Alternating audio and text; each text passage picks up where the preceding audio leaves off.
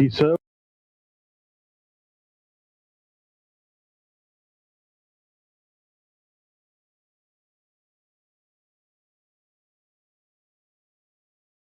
Association of Teachers of Russian Language and Literature, Haryana Gaurav Samman and Safdar Hashmi Samman.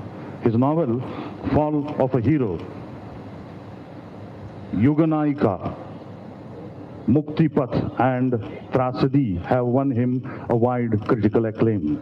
He is Professor Emeritus of the Russian State Specialized Academy of Arts, Moscow.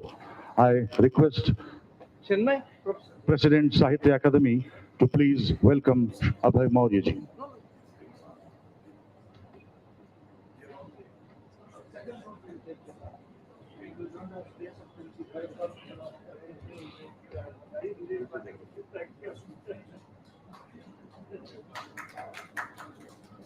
I request President to welcome B.R. Deepak ji.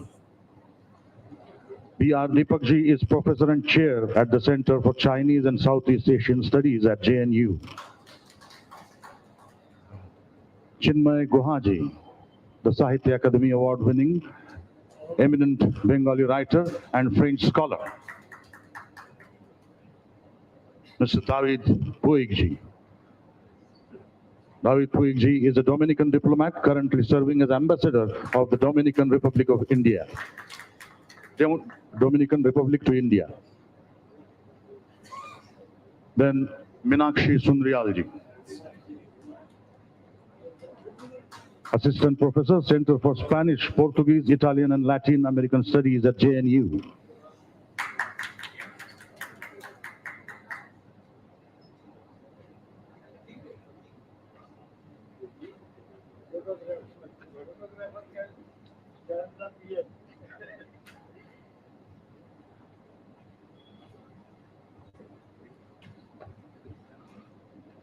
Now I request Dr. K. Srinivas Rao ji, Secretary, Sahitya Academy, to deliver welcome address.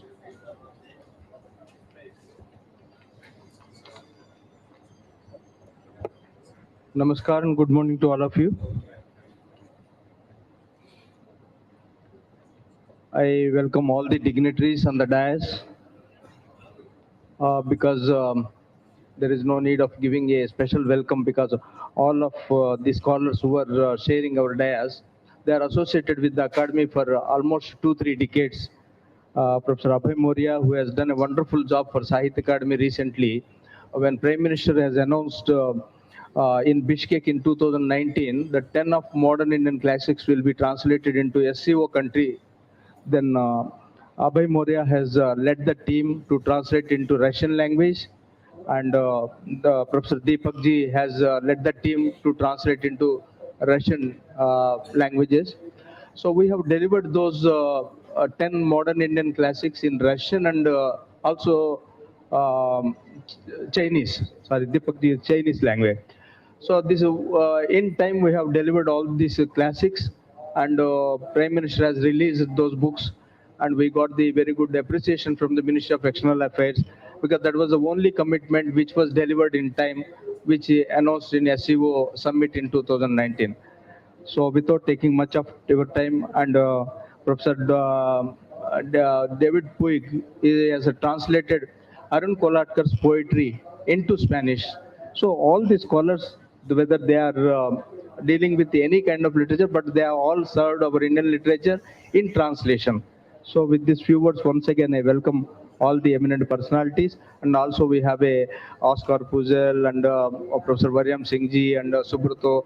They will come and they will also speak in the next session. Thank you so much. Now I will hand over the mic to Professor Abhay Maurya ji to take up your.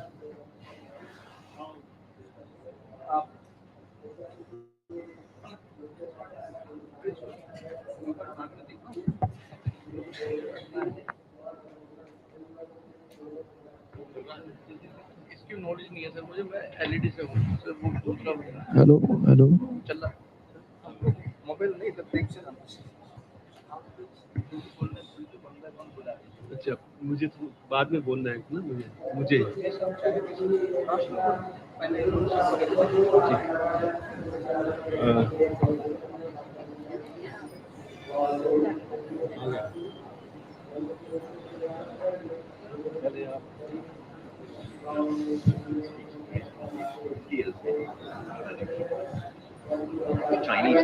in Chinese. Begin in Chinese. What's your name? Good morning, friends.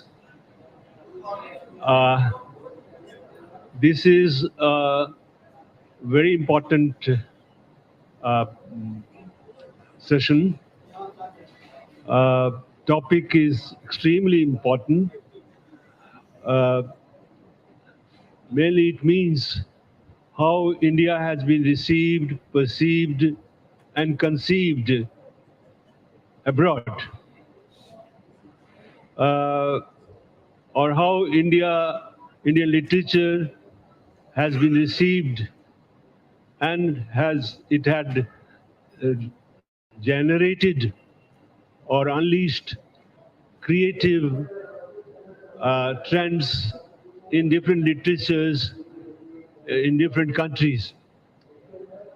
India being an ancient country, India being an ancient culture, India having an ancient literature, naturally had always been at the center of attraction, at the center of reception everywhere in the world.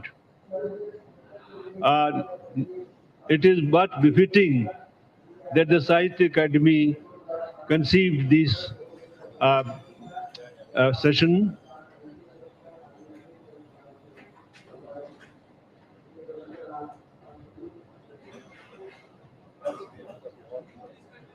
Yeah.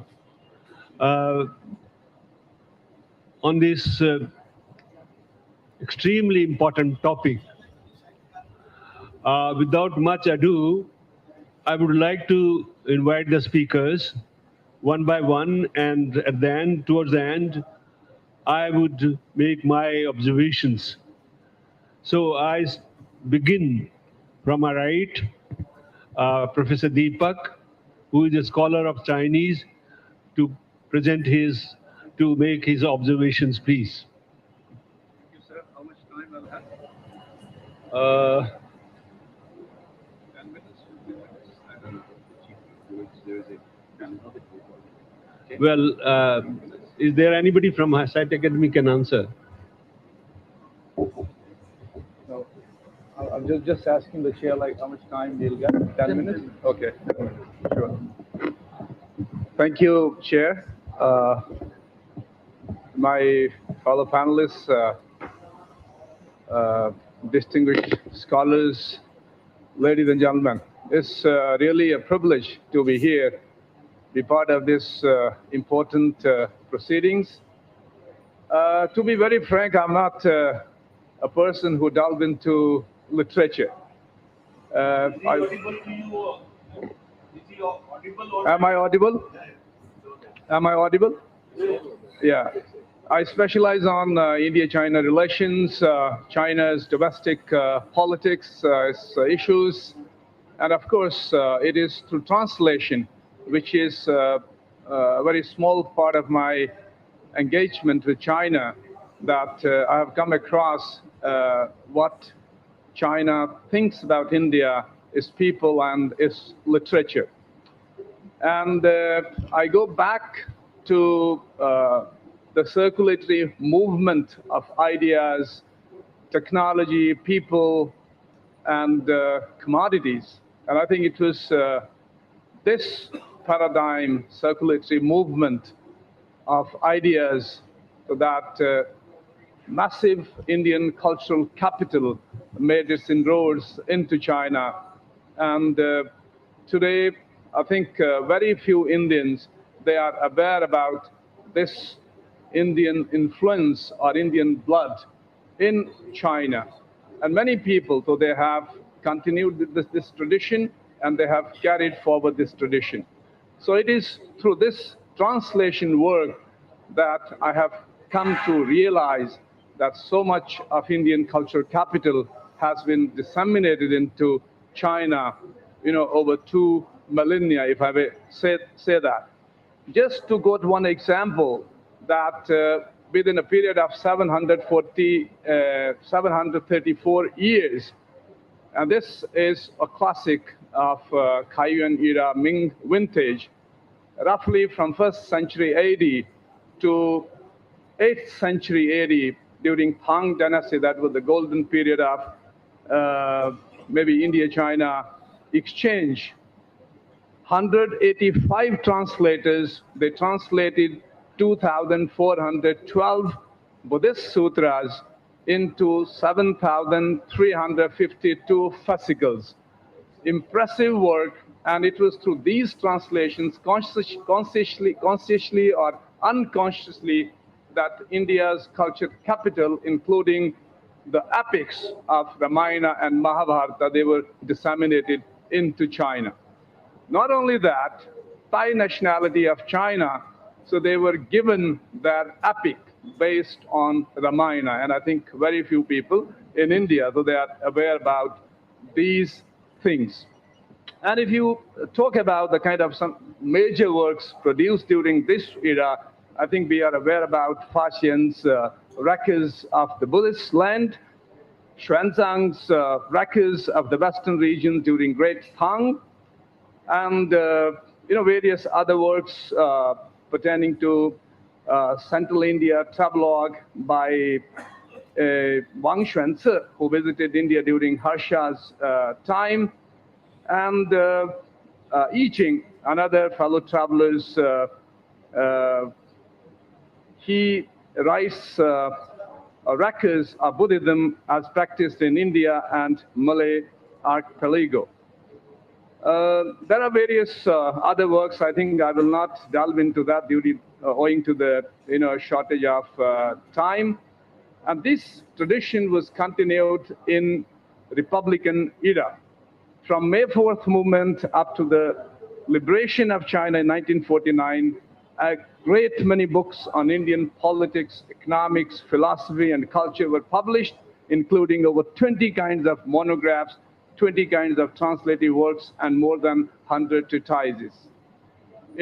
For example, Oriental Culture and Philosophy, an outline of Indian philosophy written by Liang Shuming, a brief history of Indian philosophy by Tang Yung Tang, history of Buddhism in India by Lu Zheng, the Swaraj of India, an autobiography of M.K. Gandhi, is a translation, of course, History of Indian National Liberation Movement by Pan Liang, Indian literature by Shwiti Shan. Rabindranath Tagore's works, for example, his stories between 1921 and 1924, over 50 selection of Tagore's poems were published in China. Between 1925 and 1948, some 54 more publications appeared in various journals in China. Beijing University, Nanjing Buddhist College offered Sanskrit, Pali, Hindi, Indian philosophy, Buddhism, and other courses as curriculum in universities. In 1930, Chen Yingke, is professor and mentor of Qi Xianlin, whose biography was also translated into English and Hindi by myself, published his treatise biographies of Cao Tung and Hua Tuo, primarily, looking into the Indian content in Chinese literature during Three Kingdoms. Wang Wuke in 1933, Shakuntala was translated from French.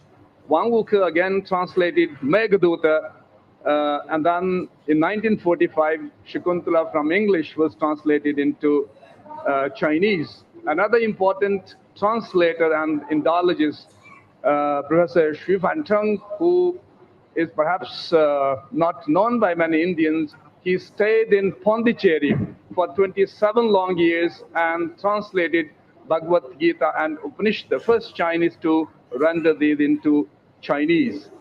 Post-liberation, we see Qi Xianlin emerges as one of the rising stars in Indian studies, Indology, and translation. So 24 volumes of selected works of Qi Xianlin. If you see, he has done tremendous work on Indian prose, Indian languages, Sino-Indian culture exchange, Indian history and culture, Chinese culture and Oriental culture, Buddhism, comparative literature and folk tales, history of sugar in 2 volumes, Tokharian text Maitra Smriti, Tokharian language studies, and various other Sanskrit translations, especially Ramayana in the 1980s. Complete Ramayana was translated by Professor Qi Xianlin in Chinese. And Professor Wu Xiaolung's translated Nagananda and Mrichkatika. Professor Jin Kemu again translated Meghdota. Now this is the period when these works, they were translated directly from Sanskrit into Chinese, selected essays on literary theories in ancient India, and wrote the history of Sanskrit literature. Professor Liu Anwu published the history of Hindi literature, biography of Premchand, Godan, Rangbhumi, and some selected short stories of Premchand. They were also translated into Chinese.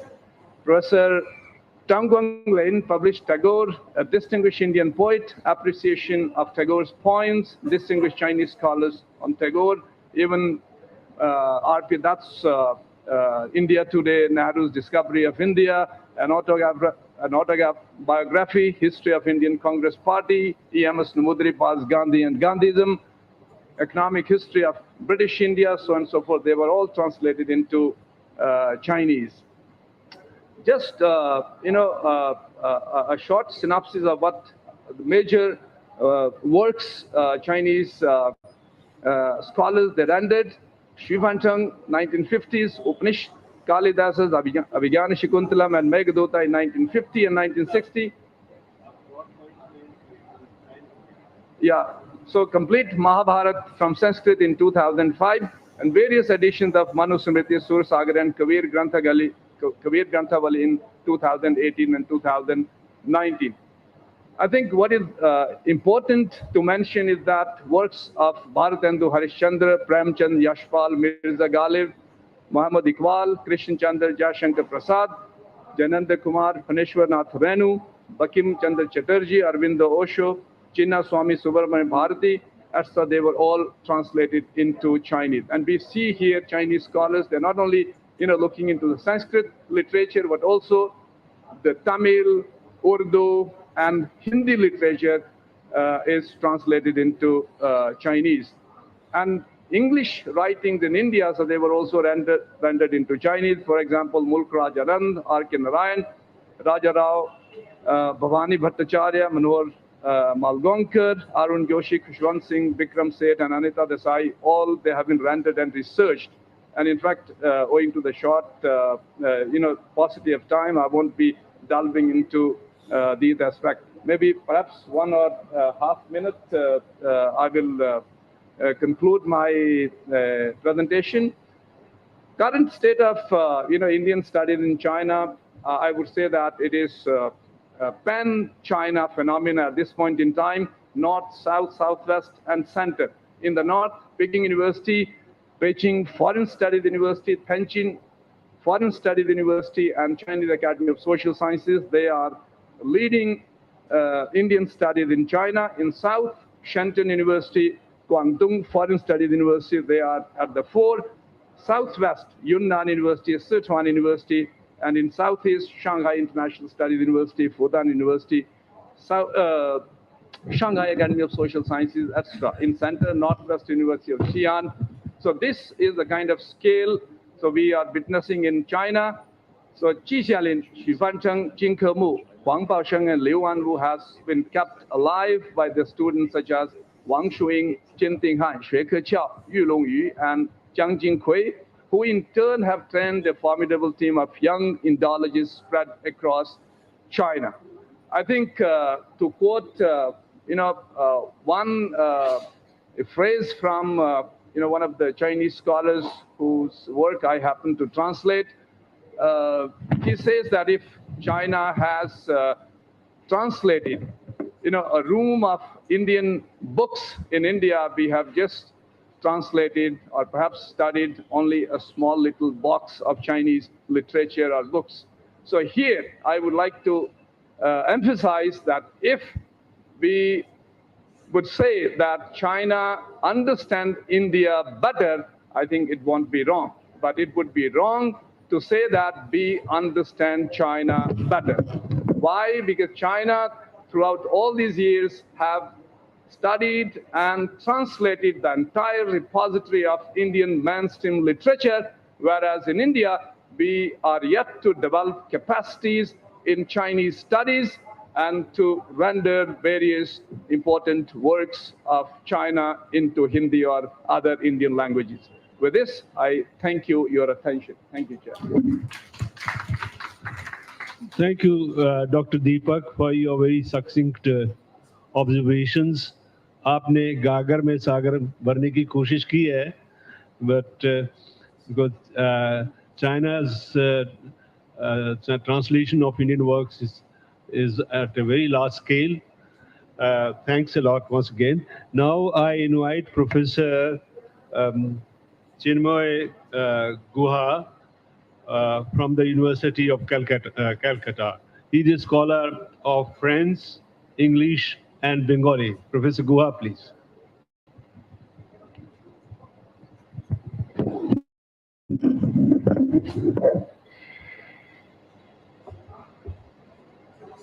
Thank you very much. I think it's an extremely important session because we must know what is happening abroad. We have, since our encounter with the West, constantly enriched ourselves in the last more than 2 centuries, and but it's time to have a stock checking of what's happening abroad. Have we reached? Have our vibrations reached abroad or not? Are we suffering from some kind of a self-satisfaction which is misplaced and in the final analysis not quite valid? Now, what's important is let's not forget where we are addressing this problem inside the academy, which has resisted, I would say, the corporate forces till now, and have concentrated on writers who draw from the soil. And it's the only place where this is happening, and I think we salute the Academy for the work it has done. Instead of criticizing it, I mean, of course, there are many areas which has to be looked into. Now, this amazing land of 3,287,000 square kilometers is without any doubt the largest language laboratory in the planet, and has achieved the impossible despite cracks and crevices, multiple cultures. It has tried to harmonize multiple cultures, which is a symphony of 1,600 languages or more. It's unbelievable. I read somewhere in Malayalam Manorama that we speak in more than 5,600 languages, and these are languages, not dialects. Languages with total semiological systems, of which 33 languages are spoken by 1 lakh people. So it's very important. A language laboratory like ours is a confluence of cultures we can only dream of. The other countries can only dream of. Europe also is the same. It's also a confluence of cultures, but it didn't work. It didn't work. Here it has worked, despite hiccups and problems at some points, despite cracks and crevices, obstacles. We have remained together in a way which is amazing. But at the end of the long day, as the fireflies weave the ballads of the night, at the end of the long day, at the end of the long day, as the fireflies weave the ballads of the night, the inevitable question is, where do we stand in the world? At one time in the 19th century, the windows were thrown open. The interface with the world space taught us the worth of cross-fertilization, enriched us, enlivened us. Very important, that part. And we learned that the West can teach us so much. We all know that when Raja Ram Mohan Rai was going to Bristol, he had a broken leg in 1831, and he was told that a French ship was passing by in Cape of Good Hope. And he dragged his feet, come out, and saluted the French flag and said, "Liberté, égalité, fraternité." Derozio the professor of Presidency College, who became professor at the age of 16. The Eurasian hoisted the French flag in 1830 on the top of the Calcutta Monument. So it's important, and through a banquet. So what India was opening up, that's important. And Swami Vivekananda called, for example, France the land of many renaissances. This is important. Toru Dotto, the young girl who died at the age of 21, wrote the first French novel outside France. And when Atier published it in Paris, they could not change a comma. We all know how snooty French people are, and they could not change a semicolon of a 21-year-old girl who wrote the first French novel, Le Journal de Mademoiselle d'Arvers, and the first English novel called Blanca, and the first and the best anthology of French poetry. Immediately after the publication of Baudelaire's Les Fleurs du Mal, she took poems from the Fleurs du Mal faster than French critics. How? That was the air, the Indian ode to the west wind, called Shishir Kumar Das, the great comparatist. Now, what is important is, this is not all. What are they thinking of us? Did the echoes resonate across the sea? Is there any Western ode to the Indian Ocean? What were they thinking of us? This is very, very important. What about the Western Indian ode, Western ode? Now, I will just give a few examples because we don't have time. I talked about Roger Di Rosio, who translated almost everything, interacted with the students, enlivened them, injected new blood, and they became different, transformed, metamorphosed, and brought about what happened. Perhaps one of the finest things that happened in the history of ours, the awakening.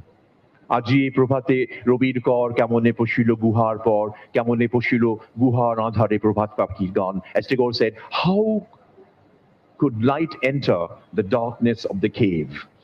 Now, exploration of the human condition, but what happened outside? I just give a very few examples because we don't have time. Very quick recap. Professor Goha, I'm sorry, I have to remind you about the time. Yeah, I know, but I have to, in any case, because I think the French and the Chinese are in minority today. The Spaniards and the Russians are much there. We need some time. What's important, Romain Rolland, who read Tagore, this is very important, thought that he was more important than any Western author of the time. And when he wanted to open the first world library, Weltbibliothek, he started, just imagine, any Western author would have done something else. His friends, Bertrand Russell, Sigmund Freud, Gorky, Tolstoy would have done otherwise. But he started with Gora, the finest novel in the world. That was his selection. And he himself translated Choturango. And then Gandhi, he called the first biographer, le dernier défenseur de l'humain, the last defender of the man, human, and the Christ of India. So you see, this is very important. They were responding. And then we have poets like, say, Saint-Jean Perse. I'm just giving you one example of what he did. He was sitting, Saint-Jean Perse thought, he wrote to Tagore. This is important. This is the other way around. He wrote to Tagore, come to France. We need you here. Look at the word need. He didn't write in French. Nous avons besoin de vous. He did not say in French. He said in English, in his faulty French English. He said, come to France. We need you here. Need you. Just as much Baudelaire needed Edgar Allan Poe. We need you to transform our poetry. French poetry has become very incidental, temporary, bogged down with the crisis of the modern age. And we need to open out, like you, into the epic proportion. And he himself did it, Saint-Jean Perse, when he won the Nobel Prize in 1960. And once again, saluted Tagore for making poetry universal, reaching the larger space, which humanized poetry. Now, there are others. For example, very quickly, I'll go to the Western response. Philippe Soupeau, the surrealist, who wrote poetry like an elephant in a bathtub, baby is laughing, that kind of surrealist poetry. He said, very important, any Western writer who doesn't say that he's not influenced by Tagore is a liar. C'est un menteur. Un arracheur de dents. If anybody, he says, the leading surrealist of France, if anybody says that he's not influenced by Tagore at all, he is a liar, a menteur. And then he said, and then Jean Cocteau said, let me deposit a plant in the tomb of Tagore, where he's pretending to be dead. Look at the word. Only Frenchman can say that. Will imite les morts. He's imitating the dead. He's not dead, Tagore. Look at the word, imite les morts.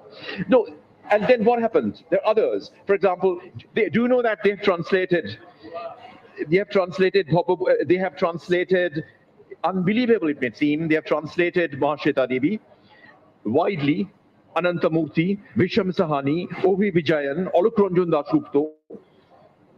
They have translated Tarashankar in France, Bankim Chandra, Vidyasagar, biographies are there. The latest biography is more profound than any biography written in this part of the world by France Monteiro Bhattacharya. And Bankim Chandra has been translated, Kapal Kundola and Anandamat recently. And Satyajit Ray's films, of course, have aroused interest everywhere. And there are books, Charulata translated in France widely. And there is Jibanananda, Buddhadev Boshu, Vishnu De, Shamor Sen, Tagore's last poems, everything.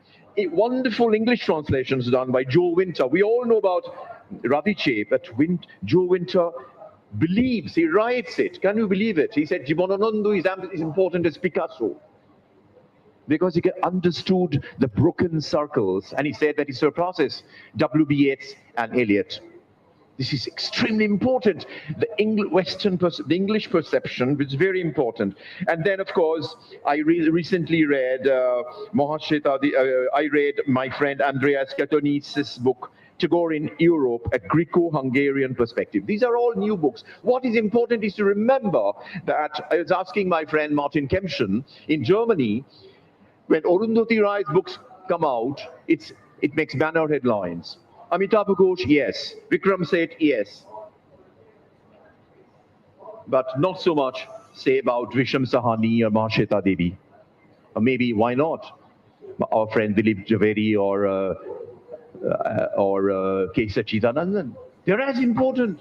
They can be razor sharp, they can tear you apart, but it's not making the resonance it deserves because of the corporatization of literature. The English publishers push in their relatively mediocre stuff, and the people begin to believe that they write what is English, Indian English, but they don't draw from the soil. Totally superficial when you compare with the greatest works of Vibhuti Bhushan, say, for example. And last year, when you translate the real stuff, Arunok, Tagore's Vibhuti Bhushan's masterpiece, Pathir Panchali, of course, is there because of Satyajit Ray.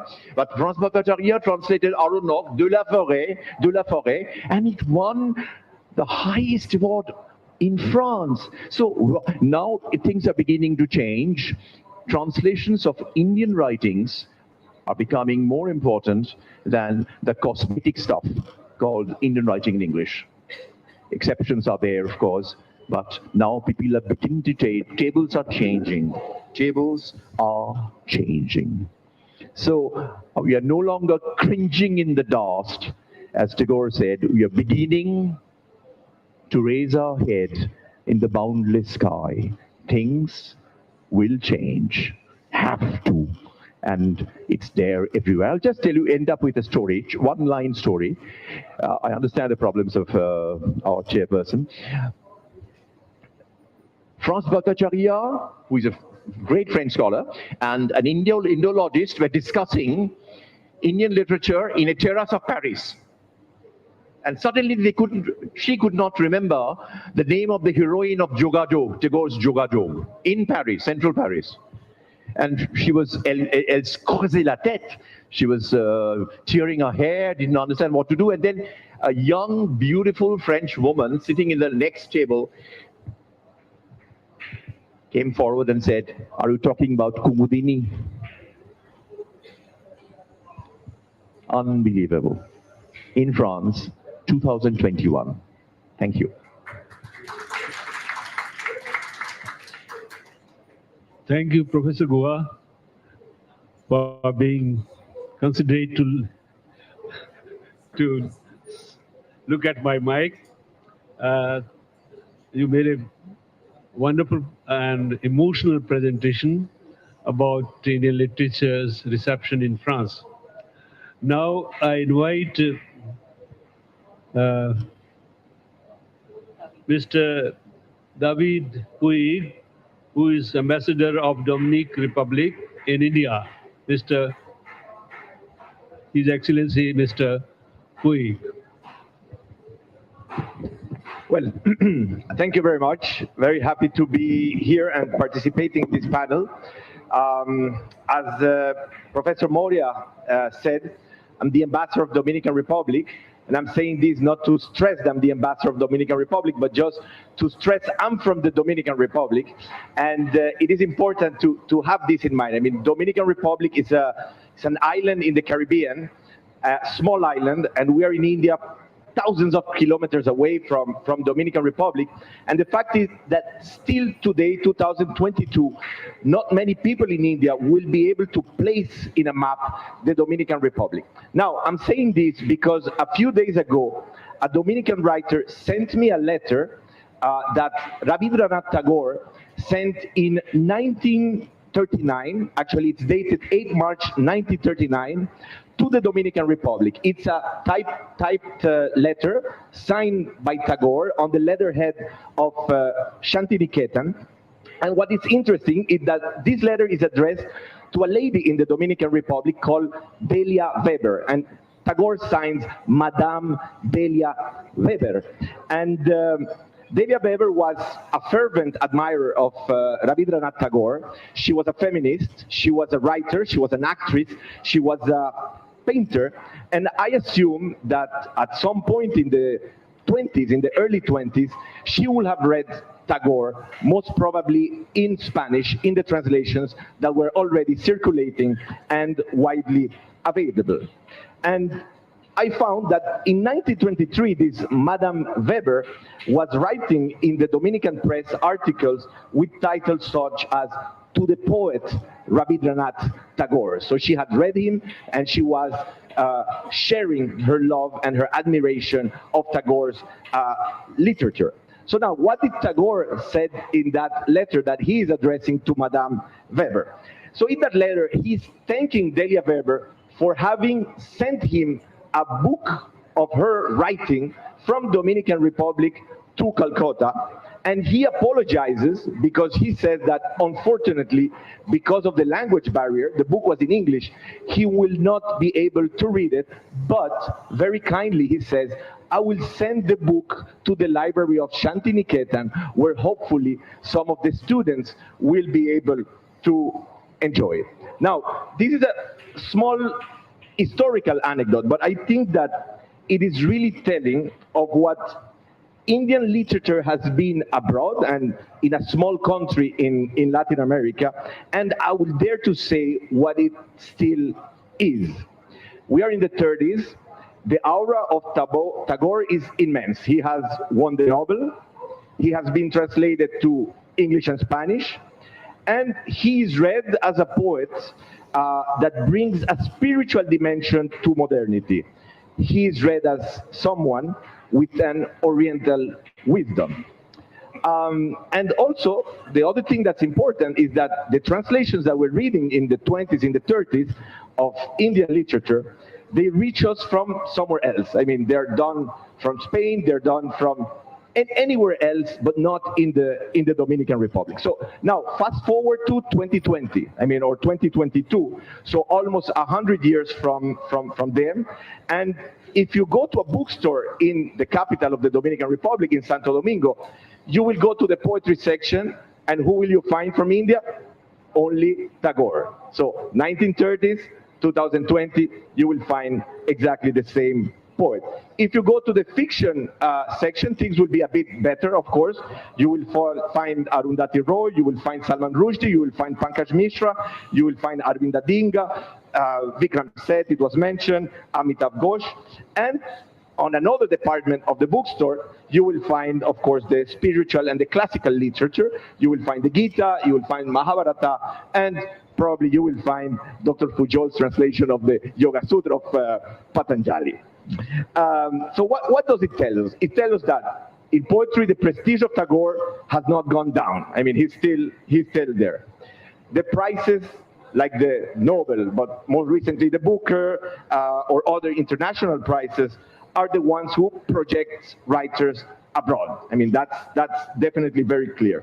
And translations, then and now, are not done from Indian languages other than English. And all this literature is conveying, of course, a certain idea of India, which is a spiritual idea.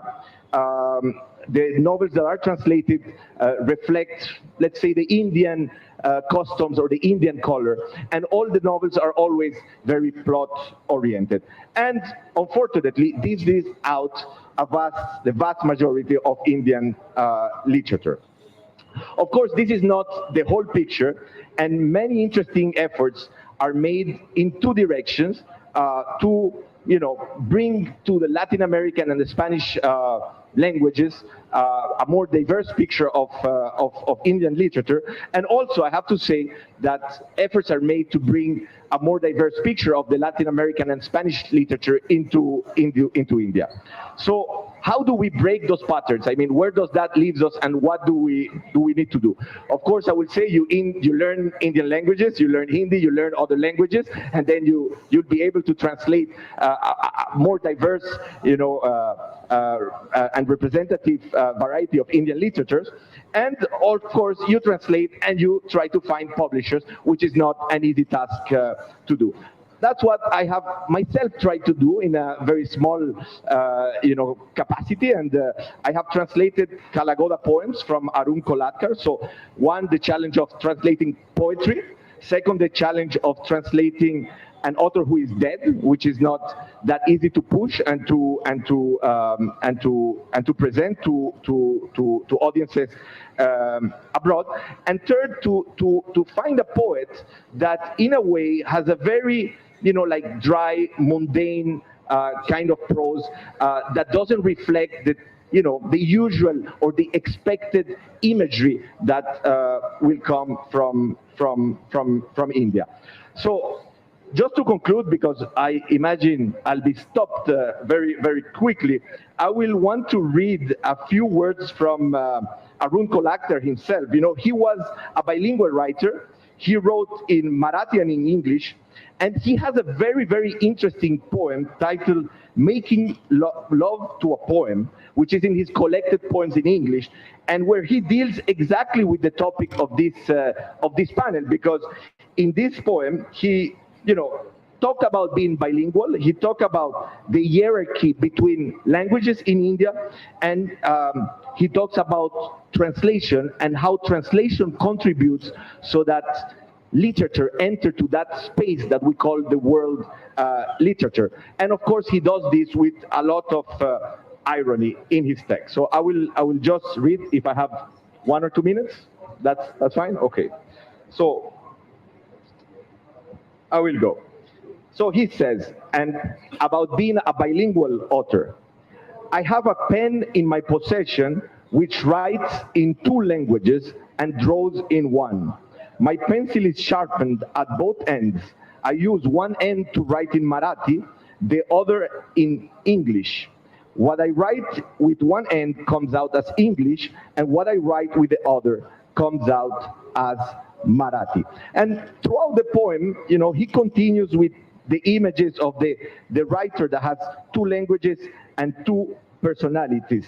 And at one point of the poem, he starts talking about posterity. I mean, what will happen with these poems and with this poet that has written in English and in Marathi, and he says, I bought plots in 2 cemeteries, graveyards, booked space for myself, dug my grave in 2 cemeteries.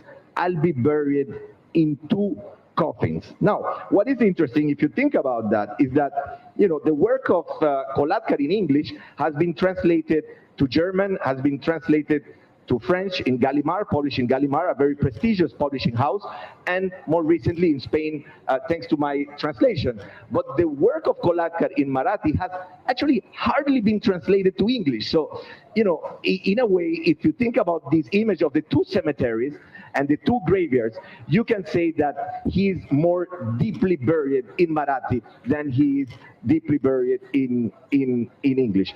And Kolatkar was really aware himself of the power of English, and he was really ironic about this power. And since he was a translator himself, he translated for Marathi to English the poems of Saint Tukaram, and he said about his translation, and I read, like it, and he's addressing Tukaram, and he said, like it or not, I'll make you world famous. Not you alone, but both of us. We're going to be famous, Tuka, you and I together. These translations are going to make me famous throughout the world. I'm going to teach you. You got to have some English, Tuka, if you want to get ahead in the world. I repeat, you got to have some English, Tuka, if you want to get ahead in the world.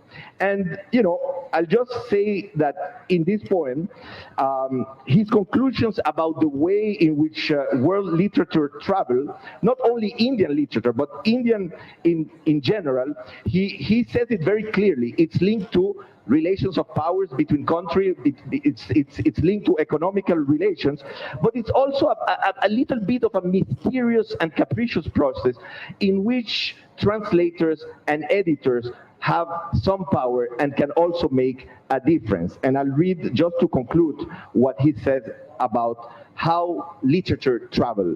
And he says, I may register, receive, read some Mandelstam poems in translation 40 years after he died, or 60 years after he wrote them, went nova. It may take Mandelstam like 40 years to reach me, and then I may add his name to my star chart math catalog, and a dot may appear on my mental picture, and a dot may appear where there was only darkness on the photographic plate of my consciousness. And then it may take 300 years for a Tukaram or a Villon or a Kabir to be part of my consciousness, simply because I was born that much later. 1,300 years for Tufu to find a good translator, a publisher, before he registers on my mind. And he says, before he finds a good translator and a publisher. And despite the economic,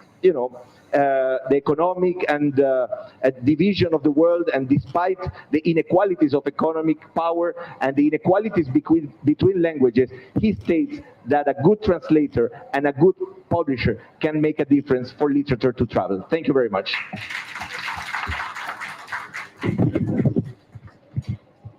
Thank you, Your Excellency, for your very informative presentation. And Dominican Republic, as he said himself, is not very widely known in India. But by your activeness, by your active participation in literary events, I remember you were at Shimla also, the festival organized by Sahitya Academy. So I'm sure Dominican Republic will be known to more Indians thanks to your contributions from now on. Thank you. Now I invite Dr. Meenakshi Sundaryal. Dr. Sundaryal is a professor, assistant professor at JNU. She should have become professor by now, but because of certain quirks of history in JNU, she continues to be at the level of assistant professor. Professor Sundaryal would present probably a glimpse of India in Spanish literature. Thank you.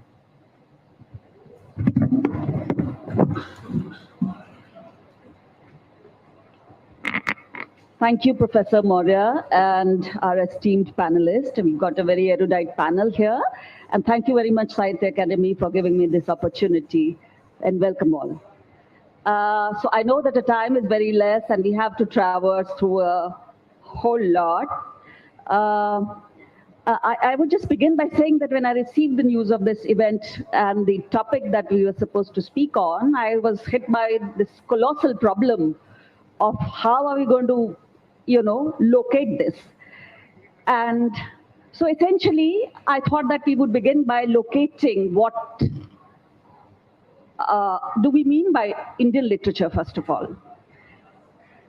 So in the process, I thought that we have to firmly locate it in the colonization process, when the construction of the Indian nation state itself was beginning. So I think that makes for a very essential point of departure for all of us to understand that when we talk about Indian literature, what is it that exactly we mean by it? Being from a very multicultural, multilingual background of diverse equations in India, how do we negotiate the space that we call Indian literature? Is it the Indian literature of the Bhasha literature, or is it the Indian literature in English? Is it the literature that is written in English or in other languages by the Indian diaspora? Or what is it? I mean, after all, 2 Indians got the Nobel Prize for Literature. We considered, Tagore, of course, and I'm sure Professor Ganguly will speak more about it. But how do we locate V.S. Naipaul, for example? So, I mean, there is a sort of a debate around these issues, and we feel that, at least I feel that it is necessary to underline the nuances and the problematic itself of Indian literature. And so where does the saga of Indian literature begin? It begins with the process of coloniality itself. So it gets located in that because as the nation begins to think in terms of a nation, as we have a gaze inwards as Indians, what exactly and what are the processes exactly through which this gaze gets negotiated?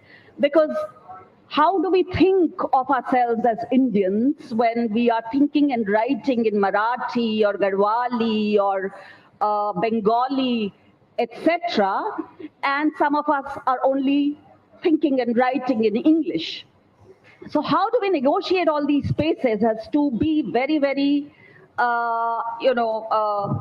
narrowly connected with that particular historical space, which is coloniality, and right along the freedom struggle, the kind of writings that people were writing, which gave the idea that India is a nation state and we should perhaps gather. Which goes without saying, of course, that Indian literature or the literature or literary expression in this landmass that we call India started long ago, many, many centuries ago, right? Thousands of years ago, in fact. So all of that is as well Indian literature.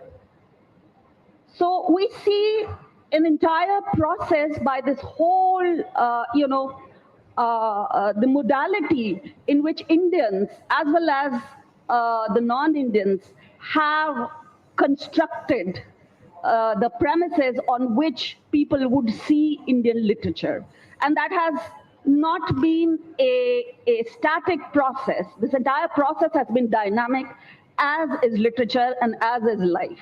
So there's nothing called Indian tradition or Indian literature which is fossilized in time that we need to replicate ad nauseum. We change and we evolve as our lives evolve. But all these processes, there's nothing organic about these processes, is also what we need to remember. So there are notions of coloniality, and when the notions of coloniality begin, right bang on begins the notion of decoloniality also. So the recent debates that have risen in Latin America, etc., about the decolonial process, etc., gives us a lot of inputs in how we can see the entire process.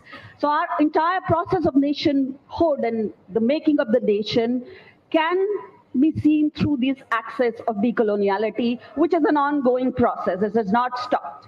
So the so-called third world literature has to be essentially seen through these lenses as to who is calling us third world, who is fixing this location for us, and indeed, if we are there, then how do we negotiate our existence as thriving, live human beings of a society as far as literature and other cultural products are concerned? How do we negotiate with that so-called first world? And are we condemned to always live in the third world mentality? So these are all these, axes under which literature thrives, because let us not mince any words that the question of power and the question of political economy is always undercutting the kind of thematic elements that any place's literature would involve, what would people write, and what kind of literature would get published. So the publishing industry's inclination, we have seen throughout the historical junctures, is motivated by this crisscrossing of the political economy with the lives of the people. So the colonization has been a very singular fact which has affected us in India, both in Bhasha literature, what we call Bhasha literature, as well as in the Indian writing in English, which has nowadays become more popular, and it truly gets more attention.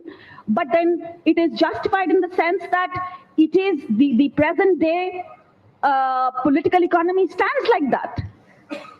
So there has to. So that's an enunciation to which we need to give a contestation, and that contestation has to come from those areas, from those cultural areas where this kind of a dialogue is going on. So the formulations and as well as their subversions and the resistances to them has to come from within these social communities. So having given this background, let us say that a big chunk of, there are debates around how we can look theoretically at the aspect of what is Indian literature and what does it constitute, and why the Indian writings in English is getting an undue advantage, etc. This debate can go on simultaneously as we develop further our theoretical and practical understandings of it.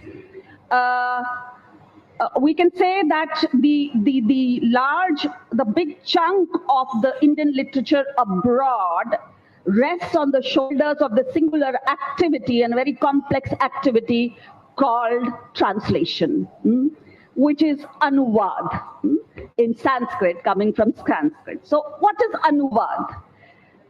Anuvad, as we understand etymologically, is anu, which is getting across something, and vad, which is essentially an enunciation, an utterance. So anuvad has to negotiate the space between the vad, the vivad, and the samvad that can follow later after the anuvad has been done. So in that sense, anuvad, a little different from the English word translation, is something that it contains an enunciation. It contains a speech element. It contains an utterance which needs to be carried across. Anuvad. So what is to be carried across? When you carry across something towards a river, that something undergoes a lot of complex changes through negotiating. We negotiate a river, for example, and carry that load across. That load is itself going to undergo a lot of changes by the time it reaches the other side of the river. As Hermann Hesse has said in his novel Siddhartha, you do not cross the same river twice. So that river changes all the time, and so does that load, because you can travel, it can change, weather can change, you can take time from when you start at the one bank of the river and get to the other. So there are a lot of processes, the historical happenings that happen during this process of carrying that load across from one bank of the river to the other. So that is the process of Anuvad, which is, it is something of the same. And Indian literature from the earliest time hasn't really bothered too much about fidelity in translation. So in India, we have seen historically that the sense of the matter has to be conveyed. We convey it across somehow. And so that a samvad can happen.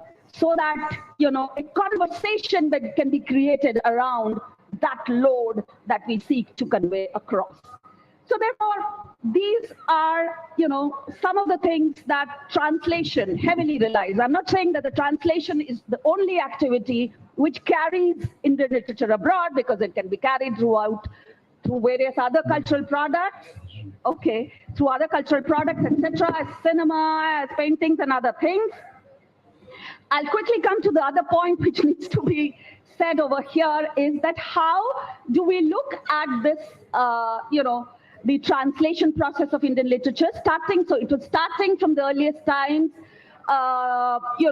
with the Orientalists, colonial Orientalist project of translating. So the earliest translations were done of the religious scriptures, of the Upanishads, of the other things that are, forming the entire corpus of the scripture literature. We even have translations of Bhagavad Gita, of Mahabharata, Ramayana, the epics, etc. So those are the kind of things which were part of the colonial Oriental project that happened, led by the Germans, but that also had its repercussions in Spain. So we have in Spanish also translations of the major, Upanishads.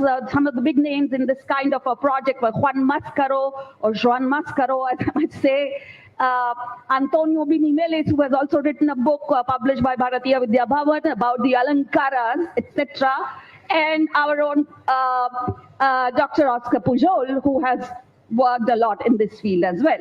But it is not so much as the other European languages, for example, German. So, but there is that background in Spain. Apart from these and we see around the same time a proliferation of the departments of Indologies all over the universities in Europe and other parts of the world as well. And there is an interest in Indology because that is a part of that is coming from somewhere, that is coming from some political economy. So an interest was created, but then we also see resistances to all of those inclinations through which people have tried to see that. And apart from these kind of translation activities which were historically happening, there was also another kind of an organic, interaction happening, which also led to a lot of translations happening in a very, very organic way throughout history. For example, that also again was. Sundayal, please. They'll just take 1 minute and finish it. So, for example, our Panchatranta traveled from India, which was written around 300 AD, traveled all across through Persia, where it was also translated into something called Kalila Dimna, which again then was picked up by in the 13th century by Alfonso X, the school of traductores there, and it was translated as Kalila Dimna. So these are the theories. Apart from this, we have the Jataka Kathas, where the stories about the birth of the Buddha and the legends across of the sleeping prince, etc., and its didactic approach to that is also discussed. So these are historically what we are seeing. What I want to lay emphasis on, and with that I will end it, is that historically there has been something, not too much in Spanish, but we have certain things. And of course, I'm leaving Tagore because that forms a very, very important part on which a huge discussion would be there later on, I guess. But apart from that, there is a gap, and what the gap has resumed, started to be filled up again, is with the English writings from India, which have found recognition and which have been translated thoroughly, like Arundhati Roy, Vikram Seth, Amitabh Ghosh, with all the eco-criticism. So all of that is also there. So again, we need to make these, linkages between the political economy and literature and the politics of translation. Thank you very much. Thank you, Dr. Sunrial. I'm sorry I had to stop you midway, but uh, uh,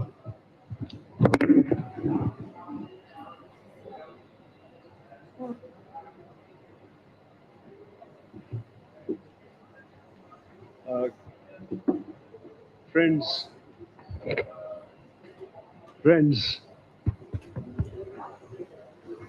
uh, there is a second part of this session. So I'll also try to brief. In the second part, Professor S.P. Ganguly from Spanish Studies, Professor Bandyopadhyay, also from Spanish, Professor Varyam Singh from Russian, and Professor Rabbani would be making presentations. So I'll try to be brief. Just a minute, Varyamji. Just a minute. Let me make my observations because I haven't made my observations. Do I?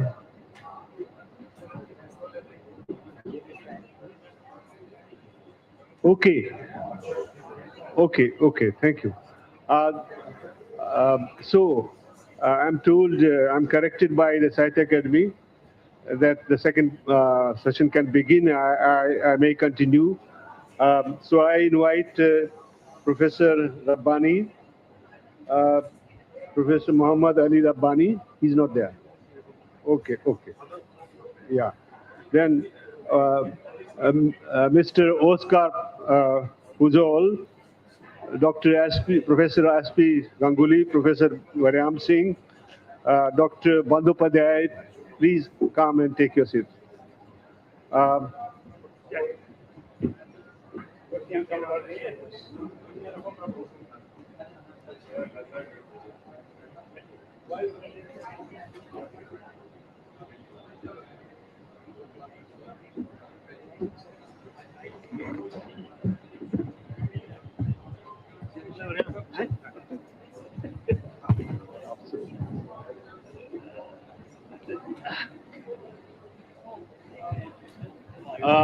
We have a very distinguished panel in the second part. Without I request Shiva Prakash ji, distinguished Kannada poet and playwright, to please welcome all the panelists.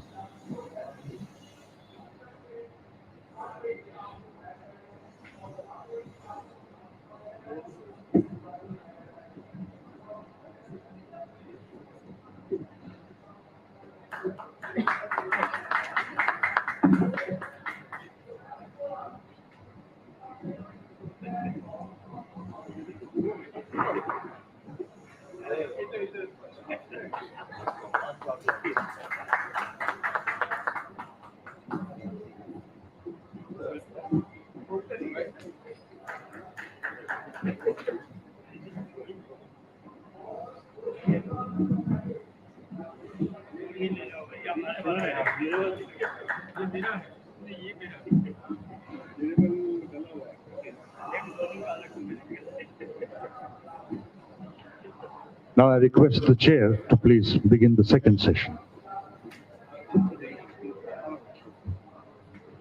First, I formally introduce all the panelists. And I need to inform that one of the panelists, Mr. Muhammad Ali Rabbani, could not make it. In this session, again, we have 4 panelist scholars. Dr. Oscar Pujol. Dr. Oscar Pujol did his PhD in Sanskrit from Banaras Hindu University. He has published and translated numerous works from Sanskrit, which includes Upanishads, Savitri, Kavya Purushotpatti of Rajashekhara, the Yoga Sutra of Patanjali, Rasa, aesthetic pleasure in Indian aesthetics, among others. He has also, to his credit, monographs on Shamkara, and Patanjali, a Sanskrit Catalan dictionary and the Sanskrit Spanish dictionary, and more than 100 published articles and reviews. And he is the founder director of the Instituto Cervantes, New Delhi. He has also directed the IC of Porto Alegre, Rio de Janeiro, and Fez. Hearty welcome, sir. Just. Our next panelist is Shubhro Bandyopadhyay ji. He is the author of 5 books of poems in Bengali, and 4 were translated into Spanish and got published in Spain. He received the Antonio Machado International Poetry Fellowship from the government of Spain and Sahitya Akademi Puraskar as well. Professor Shama Prasad Ganguly ji, Professor of Spanish and Latin American Studies. He has done pioneering work on Tagore reception in Spain, Latin America, and Cervantes El Quixote in India. He has written, edited, translated bilingual versions of Indian, Spanish, and Latin American poetry, 26 books, and numerous articles on Spanish and Latin American themes. He has received high civilian honors from Spain, Mexico, Order of the Aztec Eagle, Chile, Gabriela Mistral Medal, Argentina, Peru, and Colombia. Doctor honoris causa degree from the Simon Bolivar University. He has been member of many international academic bodies and journals. Our next panelist is Professor Waryam Singh ji. He taught Russian at Jawaharlal Nehru University and has 3 collections of poems in Saraji, Pahadi language, 2 collections of poems in Hindi, and more than 20 collections of Russian, Belarusian poetry in Hindi translation. He has been honored by Himachal Language, Art and Culture Academy, Madhya Pradesh Sahitya Parishad, Vani Priya Foundation, Calcutta, Bharatiya Anumad Parishad, Delhi, Ministry of Culture, Russian Federation, etc., etc. Now I request the chair. I think this time I shall start from the left. I invite Dr. Oscar Puzol to make his presentation, please.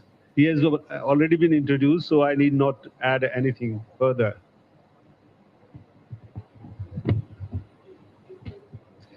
Thanks very much, Professor Abe.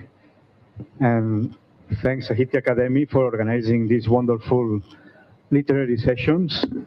Well, much has been already said in the previous panel. I would like to say at the start that I am very happy that in this panel of how to project the Indian literature abroad, we have 3 Indian Hispanists here with us, and Professor Ganguly, Bandyopadhyay, and Pravati Sundarial, and we have 2 Spanish speakers, so Ambassador David Puig and myself, which I think it tells you a lot about the interest of Spanish-speaking countries and cultures about present Indian literature. As Abhay said, I am a Sanskrit Vala. मैंने संस्कृत में पढ़ाई की थी, and therefore I will say that my own contribution is from the field of Sanskrit into Spanish. It's been already said, but what I want to underline, has been already also introduced here, is that perhaps Sanskrit is the language that's been most translated into Spanish language, and there is a reason for that. There is a reason because the discovery of Sanskrit by Westerners became a major cultural event for the West. Professor MacDonald even said that the discovery of Sanskrit was like a second renaissance for European culture. And I think India must be very proud about how Sanskrit fertilized European culture. There would have never been modern linguistics if it was not through the discovery of Sanskrit. The works translated into Sanskrit, from Sanskrit into Spanish, still, even there have been many translations. In the first years, many of these translations were done from English language, from French language, and from German language. Now this has begun to change for the last, say, 20, 30 years, where we have more and more people in Spain and also in Latin America, especially Mexico, also Peru, Argentina, Chile, where people are translating directly from Sanskrit into Spanish. And that's not a small achievement. But of course, the other works, and that has been also said here, that have been translated from Indian languages or from Indian literature, more than Indian languages, into Spanish, are basically Indian writers in English. From, of course, from Rushdie to Arundhati Roy, from Vikram Seth to Arvind Ariga, and again, the phenomena of Tagore, which has been also mentioned. Just briefly say that Tagore has been translated also from English into Spanish. It was done by exceptional translators, Zenobia Camprubí, who was the wife of Juan Ramón Jiménez, a Nobel laureate like Tagore himself. So the qualities of this translation, these Spanish translations from the English readings of Tagore is exceptional and has contributed to the popularity of Tagore in Spanish-speaking countries. The good news now is that for the first time, we begin to have people who can translate Tagore directly from Bengali into Spanish. And we have such person here with Subro Bandopadiay. Subro Bandopadiay and a very excellent Spanish poet, Jesus Aguado, who knows very well Indian literature. They are now in a big project of translating Tagore from Bengali into Spanish. And that's taken not at the level of commercial publishing. And I'm sure that will be a very great project full of success. And that will be the first time. Of course, we have very few people in Spain and maybe a few also in Latin America who are able to translate straight Hindi into Spanish, Marathi into Spanish, Malayalam into Spanish. There are very few people. We are just, in the beginning of that. And now I would like to say, somebody say, who understands better? I think it was said, I think that India understands better Spain than Spain India. Why? Because the amount of Spanish studies and Latin American studies that you have in India is still not parallel in Spain about Indian studies. And that's a very important fact. As I said, very few authors have been translated. Prem Chand, Manto, and a few others have been translated directly from Indian languages into Spanish. But there are very, very few people. On the other side, we are beginning to have a new generation, but it will still take many years to have, young people able to translate from Indian languages into Spanish. The good news is that the opposite is no longer true. Now we have a new generation of Indians who are able to translate directly from Indian Spanish works into Indian languages. And there is a project to translate Garcia Marquez into Malayalam, straight from Spanish into Malayalam. And now we have several people who are able to do that. But what I wanted to say, and I think this is very important, and I'm really very grateful to Prabhati, who introduced the topic of Anubad, the topic of translation. This is a very important thing to consider. Why? It took 200 years for the English people to be able to produce good translations from Sanskrit into English. 200 years. They began translated in the 18th century, and now it's widely acknowledged that perhaps one of, and the translations done during the 18th century and 19th century, and even the first half of the 20th century, were translations that were either too free or either too literal, you know? Sometimes even the English was incomprehensible, especially for the translations of philosophical works. Why I am saying this? I am saying this because I think there is a concept which is very important to understand. In English, I call this concept tradition of translation. And in Hindi, concept तो और साफ हो जाता है ना, क्योंकि ये अनुवाद की परंपरा, ये परंपरा का शब्द जो है बहुत महत्वपूर्ण है यहाँ. Why? Because to create a tradition of translation doesn't take 10 years, doesn't take 20 years, doesn't take 30 years. It takes generations. For instance, in Spain, we have a very great tradition of translation for Arabic, for Greek, for Latin, for English, for French, because we have been doing this for years together. Now, I think, and that's a general opinion, and I won't take much time, but I want to put this concept of tradition of translation. I think still we don't have tradition of translation, these paramparas, for Indian languages in most of European languages. And it's going to take time to create that. For Spanish, it's going to take a lot of time. Because as I said, this is a common word of many translators. This is a common word. We have to produce dictionaries, are tools important when we need to create this tradition of translation. And for that, we must be very conscious of the fact that both in India and both abroad, we have to strive to create these new traditions. I even wonder, you know, if the tradition of translation is done between Indian languages. I think it was a very controversial statement by Salman Rushdie many years ago when he said that Indian literature in Indian languages was not that, it didn't have that quality. I don't know if you remember. That was something he said maybe 20, 30 years ago. But I wonder, you know, to be able to appreciate foreign works, we need good translations. Without good translations, we will never be able to appreciate Indian literature in Indian languages in Europe or abroad. And again, I wonder if Rushdie could read Malayalam works or say works in Marathi or works in Tamil in proper English or say Hindi translations for him to appreciate.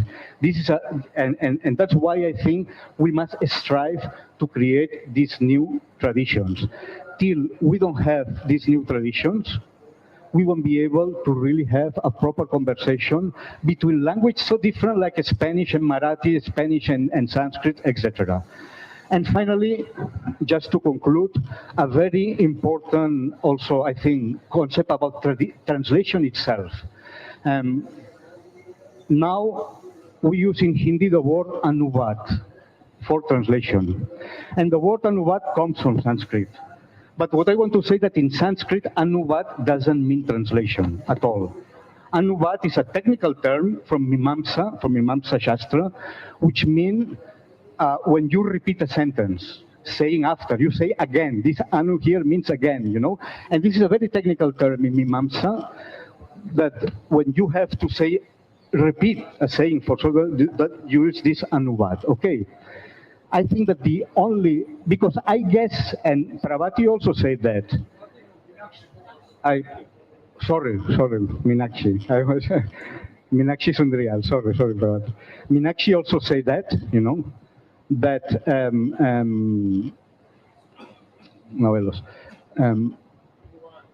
I don't know if the concept of translation was really in the Indian tradition.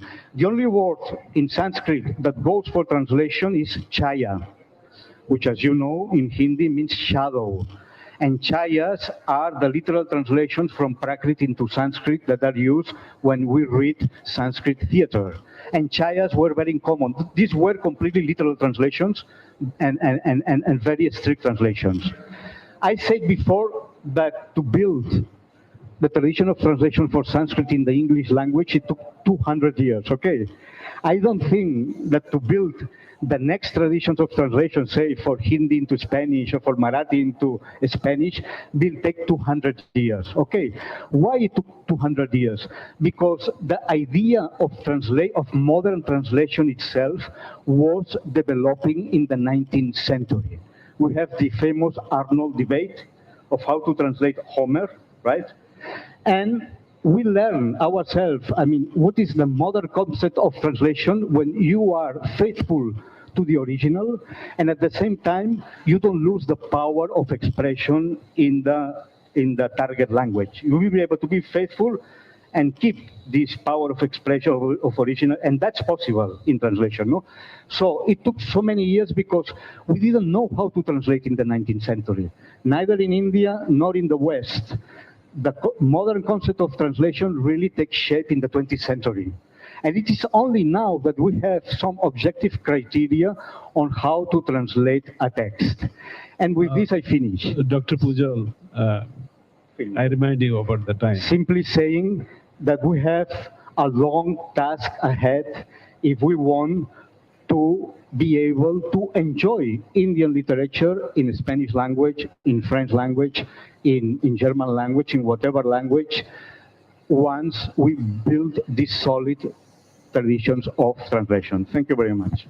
Thank you, Dr. Pujol, for a very incisive paper for observations. Now I invite Professor Varyam Singh to speak.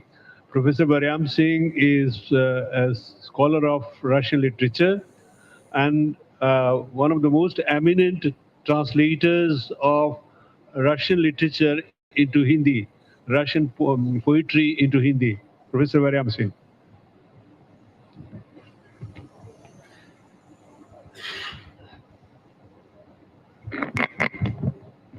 Professor Maurya, मित्रों,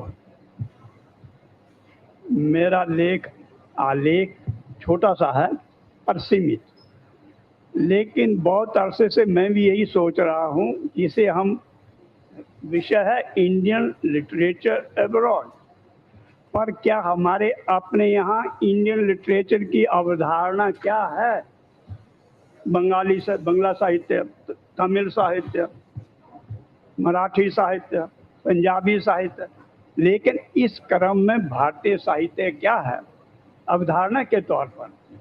इस मामले में रूसी विद्वान academician शेलिशेव का एक बड़ा लेख, और मैं चाहूँगा कि अगली बार इसका अनुवाद कहीं आए, वो है भारतीय साहित्य की एकात्मकता। उस एकात्मक हम ढूंढ नहीं पा रहे हैं भारतीय साहित्य में। एक भी, भले हमारे पास पत्रिका है साहित्य अकादमी की, इंडियन लिटरेचर, लेकिन मैं जब स्कूल के पाठ्यक्रम देखता हूँ, पाठ्य पुस्तकें देखता हूँ, तो आप भले ही अंग्रेजी वाले अंतोन चेखव को डालते हैं अपने अंग्रेजी पाठ्यक्रम में, लेकिन हिंदी पाठ्यक्रम में क्या आप तमिल के किसी लेखक को शामिल करते हैं, भले ही अनुवाद में? या मराठी साहित्य, जैसे शंकर करूप बड़े कवि हैं मलयालम के। अरे भाई, जब आप हिंदी का साहित्य पढ़ा रहे हैं तो शंकर करूप जी के अनुवाद भी तो हों। या टैगोर तो चलो वो तो हम बोल नहीं सकते कि सिर्फ बंगाली लेखक हैं, बंगाली कवि हैं, वो तो विश्व कवि हैं, तो उनको तो पढ़ना ही पढ़ना है।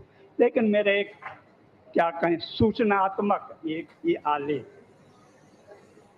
पहले तो सोचा था रूस में भारतीय साहित्य, पर इसको मैंने थोड़ा सीमित कर दिया, रूस में हिंदी साहित्य। भारत के बहुभाषी साहित्य की रचनाएं रूस में कब पहुंचना शुरू हुई, किस रूप में और किस तरह पहुंची, अभी तक कोई ठोस अध्ययन नहीं हुआ है। अभी तक कोई ठोस अध्ययन नहीं हुआ है। ठीक, छोटे कथके हैं ना, पहले लंबे कथके। ठीक, तो ये माना जाता है कि सबसे पहले मौखिक रूप में सुंदयाल जी ने जिक्र किया था जातक कथाएं और पंचतंत्र की कहानियां। यह उचित होगा ये मानना कि कहानियां नहीं बल्कि कहानियों के कथानक पहुंचे। ऐसे ही कथानकों के लिए रूसी में ब्रजयाचीय शीर्षैती घुमक्कड़ कथानक का नाम दिया गया है। इससे पहले की चर्चा रूस में भारतीय साहित्य के अनुवाद, प्रचार और अध्ययन पर हो, आवश्यक है कि हम उन व्यक्तियों को याद करें जिन्होंने रूसी समाज में भारत के लोगों की जीवन शैली, समाज और संस्कृति के प्रति रुचि पैदा की। अनुवाद तो बहुत बाद की बात है, पहले भारत के विषय को लेकर रुचि कैसे पैदा किन लोगों ने की। ऐसे लोगों में से सबसे पहले जो नाम याद आता है वह है अफनासी निकितिन। जन्म 1433 और मृत्यु 74, मात्र जीवन कितना 41 वर्ष का। रूस के त्वेर शहर का निवासी आसपास के नगरों में व्यापार के सिलसिले में यात्रा के दौरान वर्ष 1471 में भारत पहुंच जाता है। 3 वर्ष आज के गुजरात, महाराष्ट्र होता हुआ हैदराबाद इत्यादि रियासतों में घूमता है। यहाँ के लोगों से मिलता है, उनके रस्म रिवाज त्योहारों में शामिल होता है, लोगों के भोजन, पहरावे और पारिवारिक जीवन के बारे में विस्तार से लिखता है। बड़ा रोचक ही है। हो सकता है कि रूसी में ये शब्द ना हो, सब्जी शब्द नहीं मिला। वो कहता है भारतीय लोग घास खाते हैं, शाकाहारी है, क्या खाते हैं? घास खाते हैं। उसको शब्द ही नहीं रहा हो कि सब्जी के लिए कोई रखा जाए।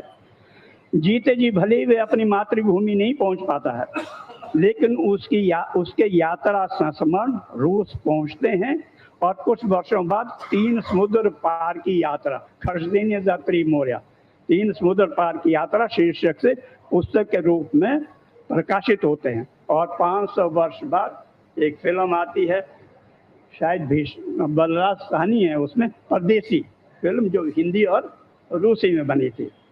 इस क्रम में बहुत ही महत्व के व्यक्ति रहे हैं गेरासिम लेविजेव, उस बारे में बेहतर बता सकते हैं। गेरासिम लेविजेव जन्म 1749 और मृत्यु 1817, जिन्होंने रूस का प्रथम भारतविद माना जाता है और भारत में बंगाली रंगमंच का प्रवर्तक, पायनियर। शिक्षा प्राप्त करने के बाद विदेश विभाग में सेवा के दौरान संगीतकार के रूप में प्रसिद्धि पाई। इंग्लैंड और उसके अधीन देशों में संगीत कार्यक्रम देने के सिलसिले में भारत आना हुआ।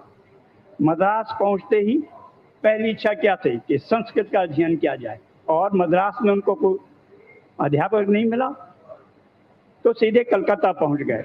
यहीं आरंभ हुआ न सिर्फ संस्कृत सीखने का, बल्कि भारतीय संगीत, साहित्य व अन्य कलाओं का अध्ययन करने में जुट जाने का। प्रख्यात संगीतकार और रंगकर्मी गोलकनाथ दास के सहयोग से यूरोपियाई शैली की प्रथम भारतीय नाट्यशाला की स्थापना 1795-96 में हुई। 1801 में अपने संगीत कार्यक्रमों से जो भी थोड़ा बहुत पैसा कमा सकते थे, पुस्तक लिखी, a grammar of pure and mixed East Indian dialects. 1804 में कठिनाइयों से जूझते हुए अपने पैसों से अपने घर पीटर्सबर्ग में प्रिंटिंग प्रेस खोला। भारत की संस्कृति, धर्म और समाज के विभिन्न पक्षों पर लेखों का रूस और रूसी में पहला संकलन प्रकाशित किया। भारतीय साहित्य के अनुवाद और प्रकाशन का कार्य 8वें दशक, 19वीं शताब्दी के 8वें दशक में मृत्यु तक चलता रहा।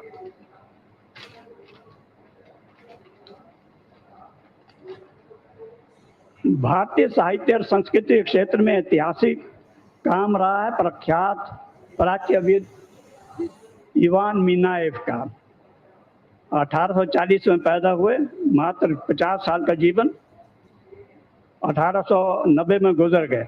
पीटर्सबर्ग विश्वविद्यालय में उच्च शिक्षा प्राप्त की, भारत आए, 3 बार अध्ययन यात्राएं की यहाँ की, पांडुलिपियों का संकलन के साथ साथ लोक साहित्य की रचनाओं को एकत्रित किया। सोचिए तो, एक रूसी आता है, उस समय लोक कथाएं एकत्रित करता है, और पिछले दिनों कुमाऊनी लोक कथाओं का अनुवाद प्रोफेसर हेमचंद्र पांडे द्वारा प्रकाशित हुआ है, कुमाऊनी लोक कथाओं का। इस क्रम में मिनाएव ने पीटर्सबर्ग विश्वविद्यालय में संस्कृत के साथ साथ मध्य भारत की अन्य भाषाओं और साहित्य के अध्ययन अध्यापन की शुरुआत की। उनके द्वारा किए गए शोध कार्य फ्रेंच और अंग्रेजी में अनुदित हुए। कुछ नाम है जानना जरूरी हम लोगों को। प्रख्यात भारतविद ओल्डेनबुर्ग और फ्योदर शेरवास्की एक समय में इन्हीं मिनाएव के छात्र रहे थे। किसी जाने माने रूसी के लेखक द्वारा रूसी भाषा में अनुत होने का श्रेय जिस भारतीय साहित्यिक रचना को जाता है वह कालिदासकृत अभिज्ञान शकुंतलम। अनुवाद भले ही अंग्रेजी के माध्यम से हो, लेकिन अनुवादक थे निकोलाई करमजिन, 18वीं शताब्दी के उत्तरार्ध के सर्वाधिक चर्चित लेखक और रूसी सेंटिमेंटलिज्म के प्रवर्तक। आश्चर्य की बात है कि दो कृतियां एक साथ आई। सेंटिमेंटलिज्म की एक कृति वेदनय लीजा, निर्धन लीजा और शकुंतला नाम से एक ही साल में, करमजीन की मूल रचना और करमजीन के द्वारा अनुवाद एक ही वर्ष में आया। और ये तो हम सभी जानते हैं कि सेंटिमेंटलिज्म की ये केंद्रीय अवधारणा रही है कि प्रेम जैसी भावना या आवेग के सामने किसी का धनी या संभ्रांत होना और किसी का निर्धन किसान पृष्ठभूमि का होना कोई महत्व नहीं रखता। उपन्यास की नायिका लीजा निर्धन कृषक परिवार से है, जबकि अरेस्ट कुलीन परिवार से। ऐसी विषय वस्तु अभिज्ञान शकुंतलम की है। दुष्यंत राजा है, शकुंतला भले ही मेनका अप्सरा की पुत्री हो, बेटी हो, लेकिन वन में मां द्वारा छोड़ी हुई कण्व ऋषि के आश्रम में पलती हुई निर्धन युवती। 3री-4वीं शताब्दी की ये रचना का निर्धन लीजा के लेखक करमजीन के अनुवाद में विषय वस्तु की समानता तो है और उच्च कलात्मकता की भी। इसके साथ साथ अभिज्ञान शकुंतलम के बाद रूसी साहित्य जगत में ऐतिहासिक घटना, में फिर दोहरा रहा हूँ, ऐतिहासिक घटना के रूप में 1842 में प्रकाशित हुआ महाभारत के नल उपाख्यान का नल और दमयंती शीर्षक से। अनुवादक थे करमजीन के शिष्य और करमजीन की तरह प्रतिभाशाली और सम्मानित कवि वासिली जुकोव्स्की। अनुवाद पद्य में हुआ था और जर्मन अनुवाद पर आधारित था। धार्मिक रुझान वाले रूसी पाठकों को इस रचना में एक बार फिर से इस सत्य का बोध हुआ कि मनुष्य की आत्मशुद्धि और एक तरह का पुनर्जन्म कष्ट और दुख झेलने के बाद ही प्राप्त होते हैं। जुकोव्स्की ग्योटे द्वारा नल और दमयंती की इलियड से की गई तुलना से सहमत होते हुए इस मान्यता को साझा करते हैं कि यूरोपियाई नैतिकता में, फिर दोहरा रहा हूं मैं, यूरोपियाई नैतिकता में व्यक्ति की प्रतिष्ठा उच्चतम मूल्य है, और तो एशियाई नैतिकता में व्यक्ति से कहीं अधिक प्रतिष्ठा समष्टि की है। रूसी में भारतीय साहित्य के अनुवाद की प्रक्रिया 20वीं सदी के दूसरे दशक में जोर पकड़ने लगती है।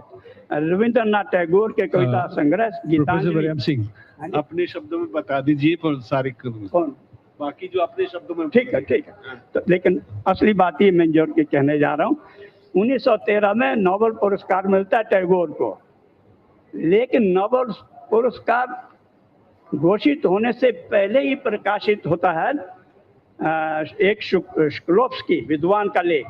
नोबेल पुरस्कार मिलने के बाद तो टैगोर छा गए दुनिया में। असली बात है कि विदेश में, रूसी में नोबेल पुरस्कार प्राप्त होने से पहले ही लेख छपा। उसके बाद 1913 में ही शायद पहले अनुवादों में, अगर विश्व के अनुवादों के को सामने रखें तो अनुवाद रूस में ही हुआ 1913 में, और नोबेल पुरस्कार पाने के बाद तो दुनिया में छा गए। लगभग 7-8 रूपांतर अनुवाद तो रूसी में हुए। अब असली बात आ गई। अब देखिए, दूसरे विश्व युद्ध में पूरा शहर, तब लेनिनग्राड, तब वापस पीटर्सबर्ग हो गया, घिरा हुआ था जर्मन सेनाओं से।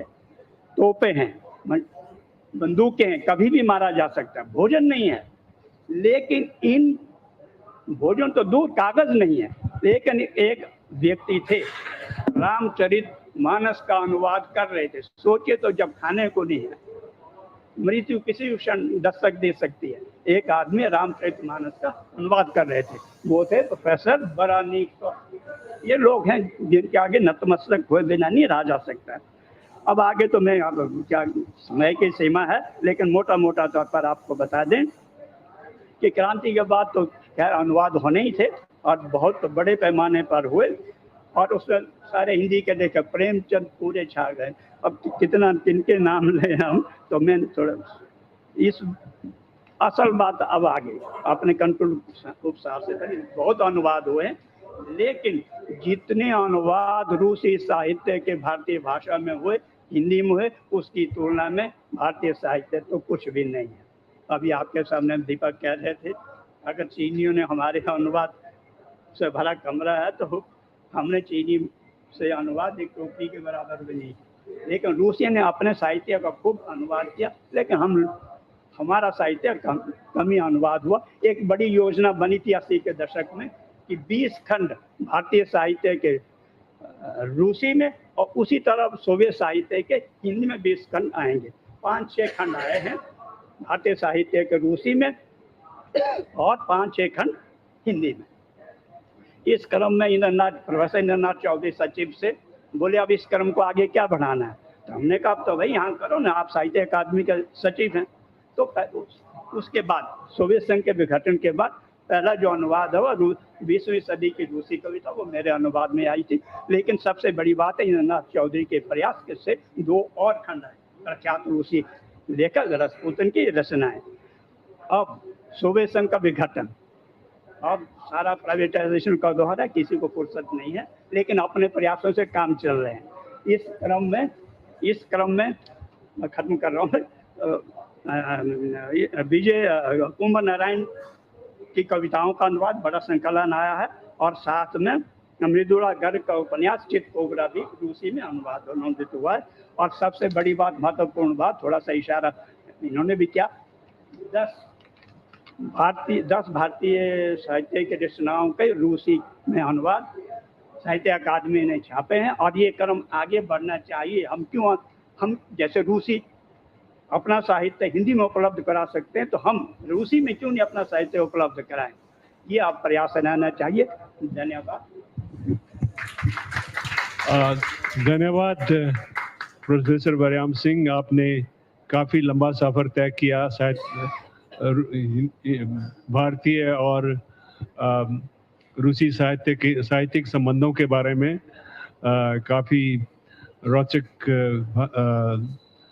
पेशकश थी आपकी। धन्यवाद।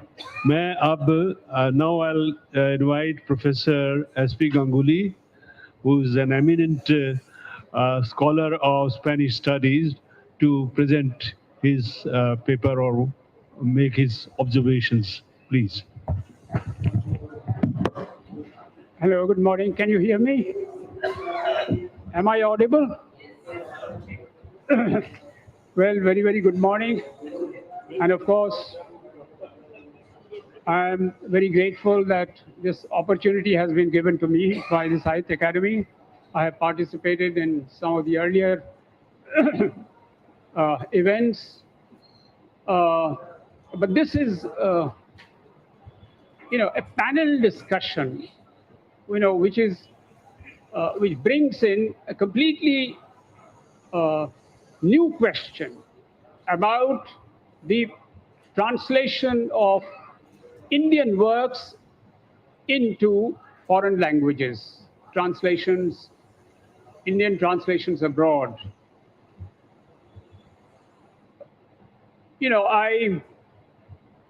When this topic was suggested, I started doing some research into what all that has been done in terms of translation of Indian works into Spanish, which is my area.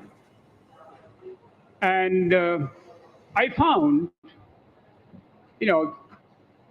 I could locate around 200 works, but most of them, more than 50% of them, were of a religious nature, of not only religion, but all our sacred texts. So about more than 50% was devoted to that area. And of course, I cannot go into the details of those works. You have already had some idea, okay. You have already had some idea of the kind of, earlier works related to religion, related to writings about Indian culture, about Sanskrit, all that you already had some idea. So I was trying to figure out what are the current texts, modern texts, which is what I thought was more important for this panel discussion. And modern texts would mean, for me, all our own writers, regional writers, indigenous writers writing in their languages, and have they been projected abroad? How much of that has been projected abroad? This was one very important question for me. Well, we have done enough work on Tagore. I have myself devoted a lot of my academic life to the reception of Tagore in Spain and Latin America. I'm not going into that. But certainly, if you consider literature, contemporary or modern literature, well, Tagore certainly is the great beginning, and it almost seems that he continues to be the beginning and the end. A few years ago, I was having a discussion with Sunil Gangopadhyay, and I also heard him saying in an interview with a Calcutta journalist, who reads Tagore in the West?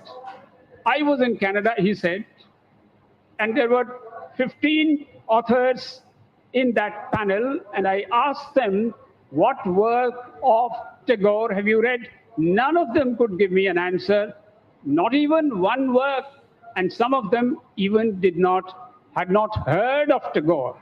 This is Sunil Gangopadhyay saying, which goes contrary to the kind of conclusions that I came to, or we came to have regarding Tagore in Mexico, in Argentina.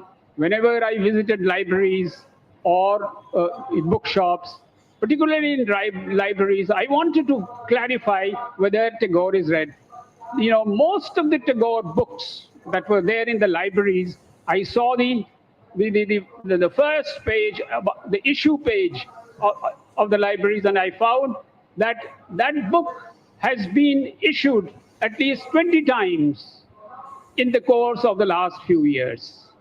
So most of the books that lie in the Tagore library, in those libraries, have been used. So Tagore happens to be the Indian writer, who is universally known, particularly in Spain and Latin America. And you probably know that Tagore was already disappearing in the West in the 30s, and it is only in the Spanish context in Spain and Latin America that he survived, and he survived till the present day. He's the only Indian writer.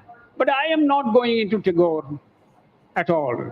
I've done enough work on Tagore, and you can refer to some of my books. 3 or 4 books that we have done. My contention here is, what are the other writers, contemporary, regional writers? I'm not talking about the, Professor Guha mentioned about the corporatization of the publication industry, where only our writers writing in English, they are projected outside. So there are so many writers, Gautam Ghosh, Arundhati, Salman Rushdie, Anita Desai. Arvind Adiga, Amitav Ghosh, etc., etc., etc. So these writers are considered as publishable, readable, and they have almost got the identity of representing the Indian literature, which is where the problem lies. Indian literature is not the literature written by writers writing in English from India. English literature, Indian literature is the literature written by our contemporary regional writers. You know, in my course of investigation, I just discovered Fakir Mohan Senapati writing in the beginning of the 20th century, end of the 19th century, writing a particular novel which has a very similar structure that we get in Garcia Marquez, Cien Años de Soledad. The structure of the novel, the colonial, anti-colonial ambiance turned into a new kind of a revolutionary usage of words, new language. If that is available in Garcia Marquez, and that is why he is so famous, our writer, our own writer, Fakir Mohan Senapati, and this has been now discussed. It is being discussed in some American universities. Seminars are being held on Fakir Mohan Senapati, where it is absolutely evident that here is a structure, here is that basic concept of magic realism that is already present. This has not been published, this has not been taken up by us, by the writers. Now, I like that there are so many from Bengal, from the Malayali area, from the Kannada area, from Telugu. There are so many writers who absolutely deserve this status of contemporary writers and need to be translated. Now, who will do the translation? Obviously, the corporate sector, the big publishers are not going to do that unless that is complete, well published and propagated, talked about in the West. They are not going to do it. Let me give you an example. The Sahitya Academy took up, in order to address this particular question, one of our cultural secretaries, Johor Sarkar, he had an idea of a project more than 5 crores that would be devoted to translating Indian literature, contemporary Indian literature into various languages. That was taken up, discussed at that time. Of course, Sunil Gangopadhyay was the president. Somehow that did not take shape, but the idea continued. And only 5 or 6 years back. Professor Ganguly, Oh, I'm sorry I have to divide you. okay, let me mention this only. That 11 novels and 9 novels and 2 books of poems, very contemporary. They were taken up by the Sahitya Academy, by the current secretary, Srinivasa Rao, and they were done. A team was constituted. I was the coordinator of the whole thing, and we got 6 very good translators from abroad. So the whole thing was done. It was approved by a board of revisers constituted by us. And yet, we have not been able to find any publisher out there. We have tried, but not through the embassies, but through other sources also. We have not been able to find, publishers of these contemporary writers who write about contemporary India, about the real problems of India, about so many plots which are modern in not only in their plots and stories, but also in the use of the language. They are so contemporary, and we have not been able to find. Now, this is the problem. The problem is that in spite of our efforts, there is something that is there, either at the top level or in our own, medium level, where we deal with this whole question of transferring one culture to the other. There is something that stops us from taking up these writers who have been done.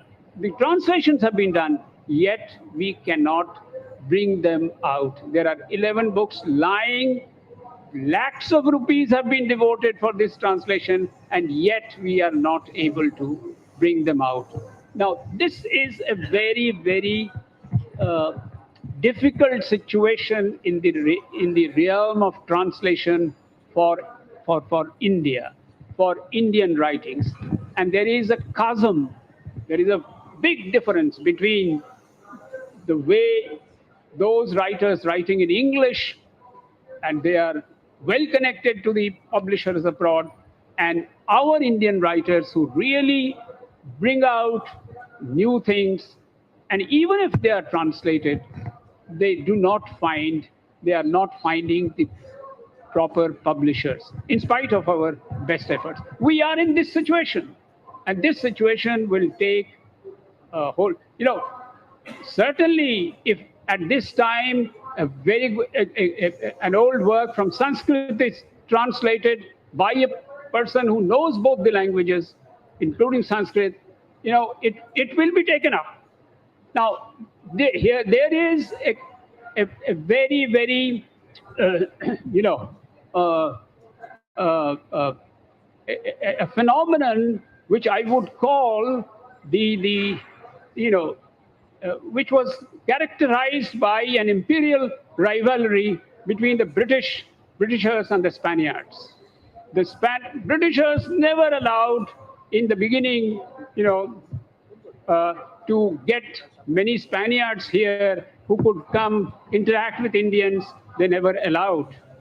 I mean, I'm also very surprised that a person like Tagore, he has only 3 lines to say about a work like El Quixote of Cervantes. Only 3 lines in his Vishwa Sahitya. Now, this difference, on the one hand caused by that imperial rivalry, on the other hand caused by our inability to get into these new areas, it has actually affected, it has reigned over our own mentalities, and that mentality still gets reflected in our difficulties, almost impossibility of having these contemporary writers, 12 writers, 2 of them poets, Pash and Bendre, and 9 very contemporary writers. It is becoming so difficult to publish them.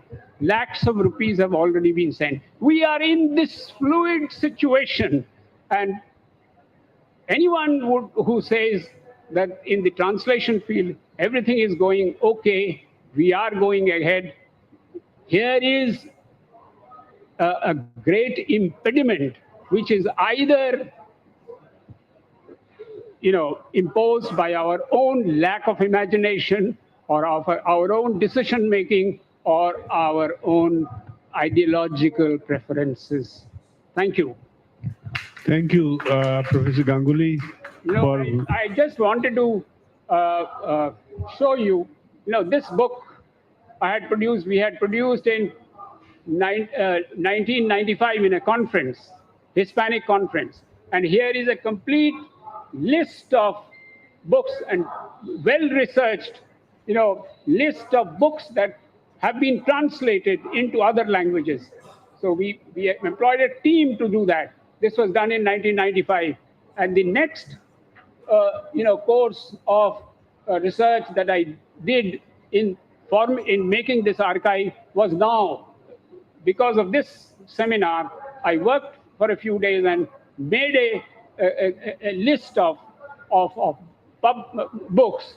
And we can see from here that none of our of course, Premchand, of course, Tagore, but none of our very contemporary writers, yes, one or two poet here and there, absolutely possible.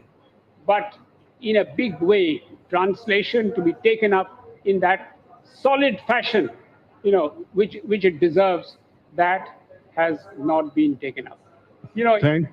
Only recently, one of my students, for example, did a translation of Deepti Naval's poetry into Spanish, and this was published recently, not even a year ago.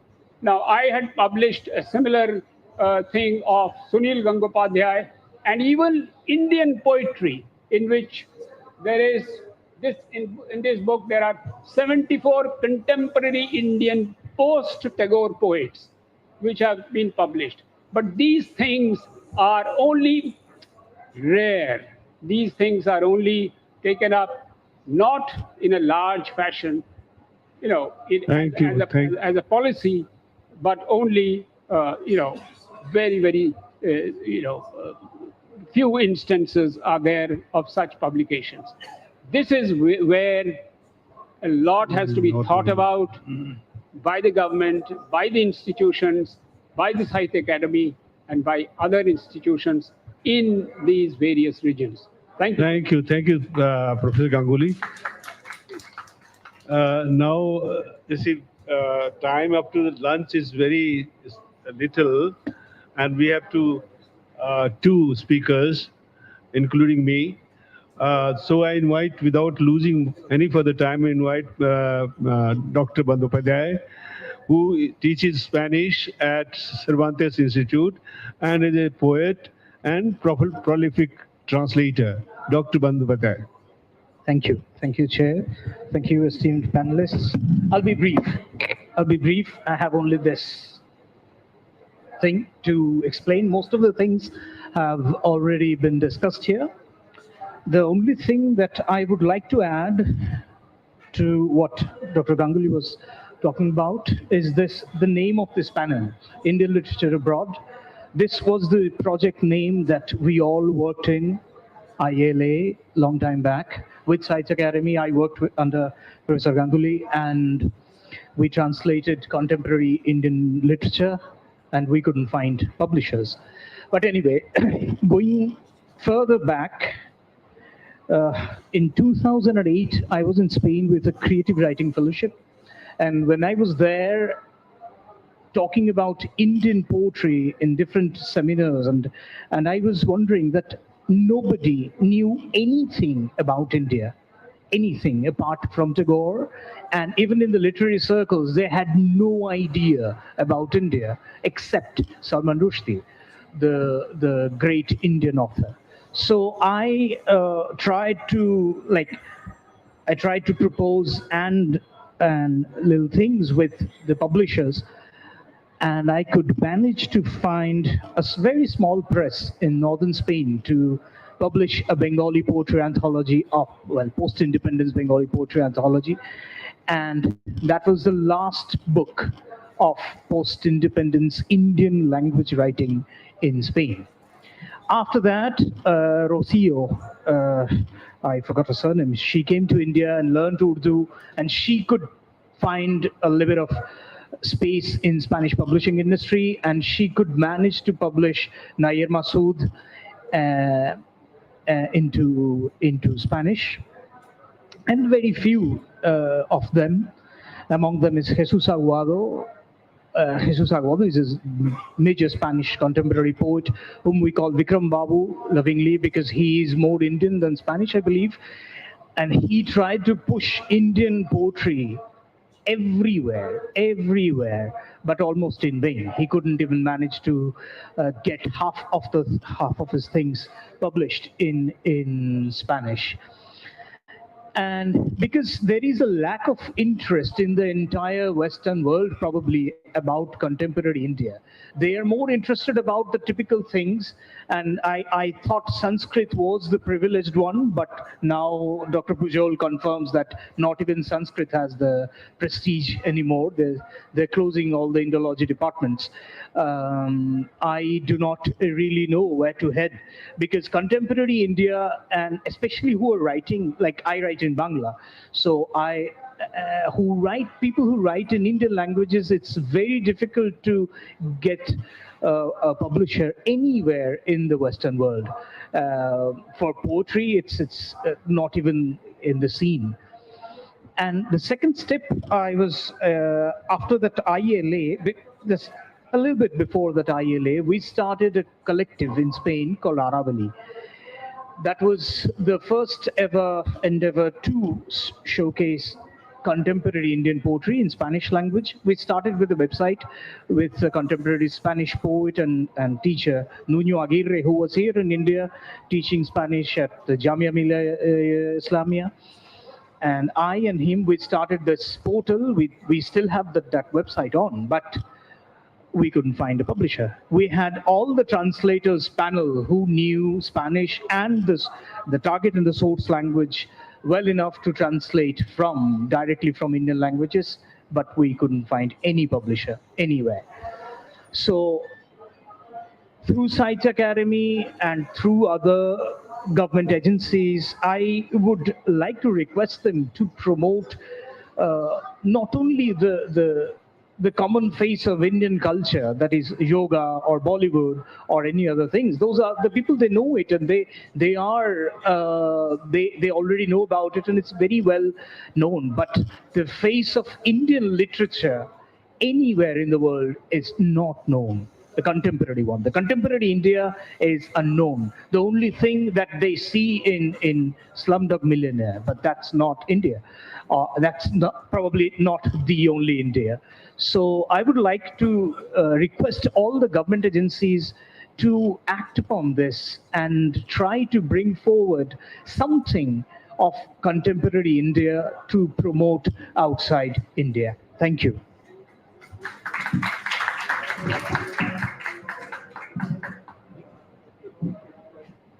Thank you, Dr. Bandyopadhyay.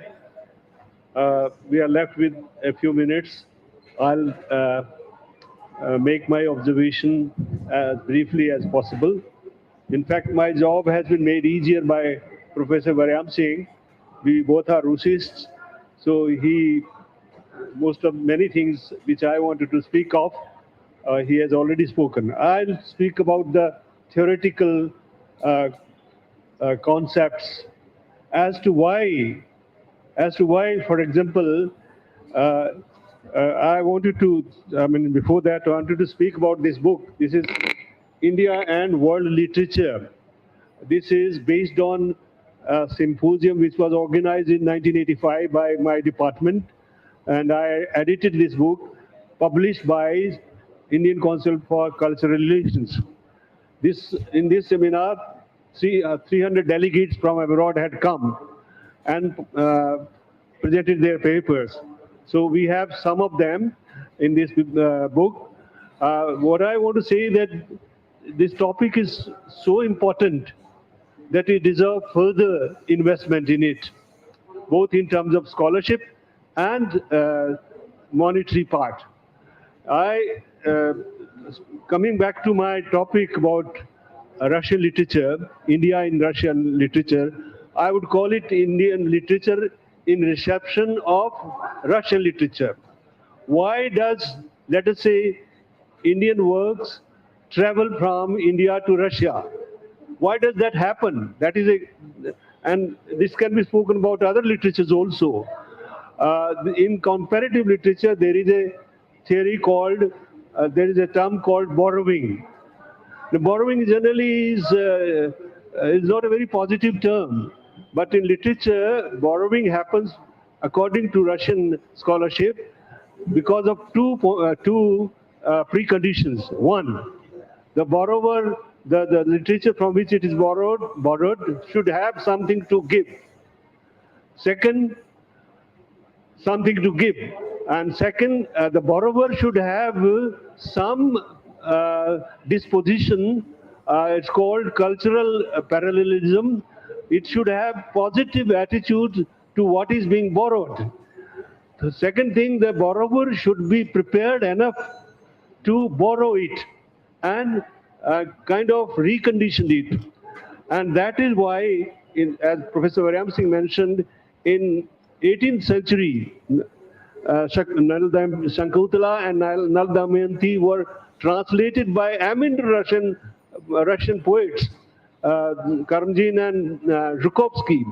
Why Russian literature in 19th century was not a inferior literature. It was in 19th century. It was very developed and one of the best, most important literatures in the world. But still, it borrowed. And the Indian literature or India had something to give. It had a lot of, but we were lagging behind in terms of literary development. We had a lot of things to give. That is why Russia borrowed from us, and not only borrowed, thereafter many Russian poets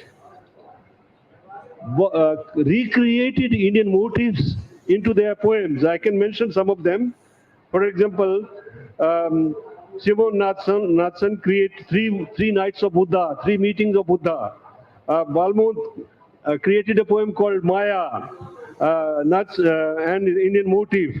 And similarly, many poets wrote poems, recreated poems based on Indian motifs. And that is what it means that Indian motifs have been borrowed positively into Russian literature. This process goes on. When I must speak about Tolstoy. When Tolstoy borrowed something from Indian literature, Tolstoy also borrowed. Such a towering personality in literature also borrowed. Not that Tolstoy was inferior to any Indian literary figures, but Tolstoy thought that India had something to give, Indian literature had something to give. He didn't borrow it lock, stock and barrel. He recreated, he adapted Indian motifs. He adapted Panchatantra. He adapted Hitopadesha. He adapted other folk stories from Indian literature and recreated it into Russian version of them. Since I have to speak briefly, I would come to now. I'm not speaking about the scholars. He has already mentioned Minayev and others. They also, the Indologists, made their own contribution in studying India in a scholarly manner and then presenting it to Russian leadership. After the revolution, again, the Indian literary works were translated on such a scale, and their published number is much more than what our Indian publishers have published of Indian writers. If you take Premchand's total volume, total number of his works, the more copies of Premchand have been sold in Russia than in India, and that is true of any writer, any Indian writers. When we think of Indian writers being received in Russia,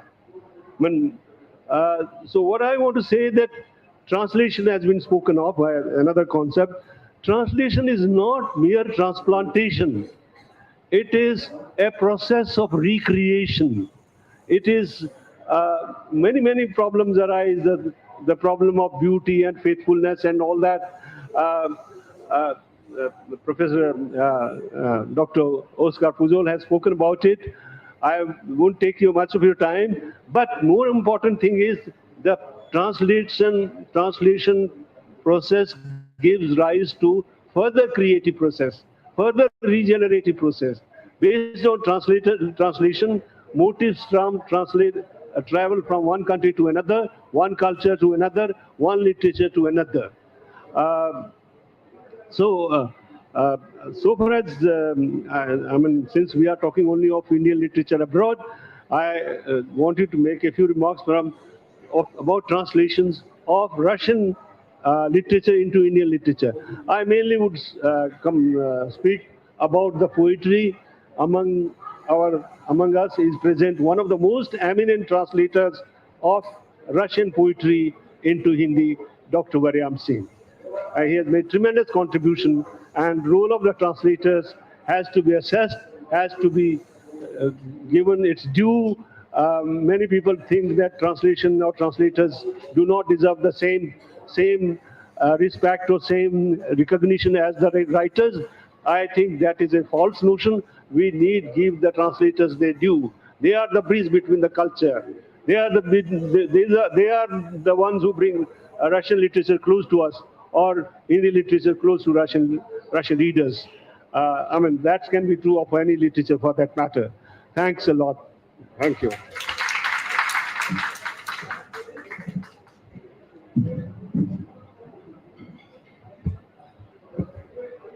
Well, this panel discussion ends here.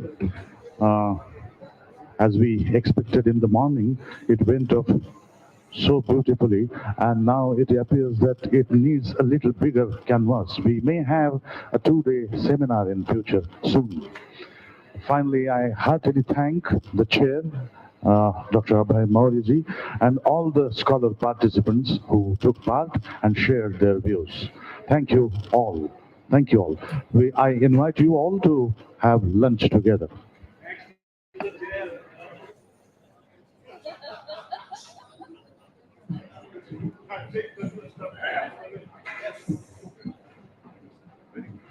Very good.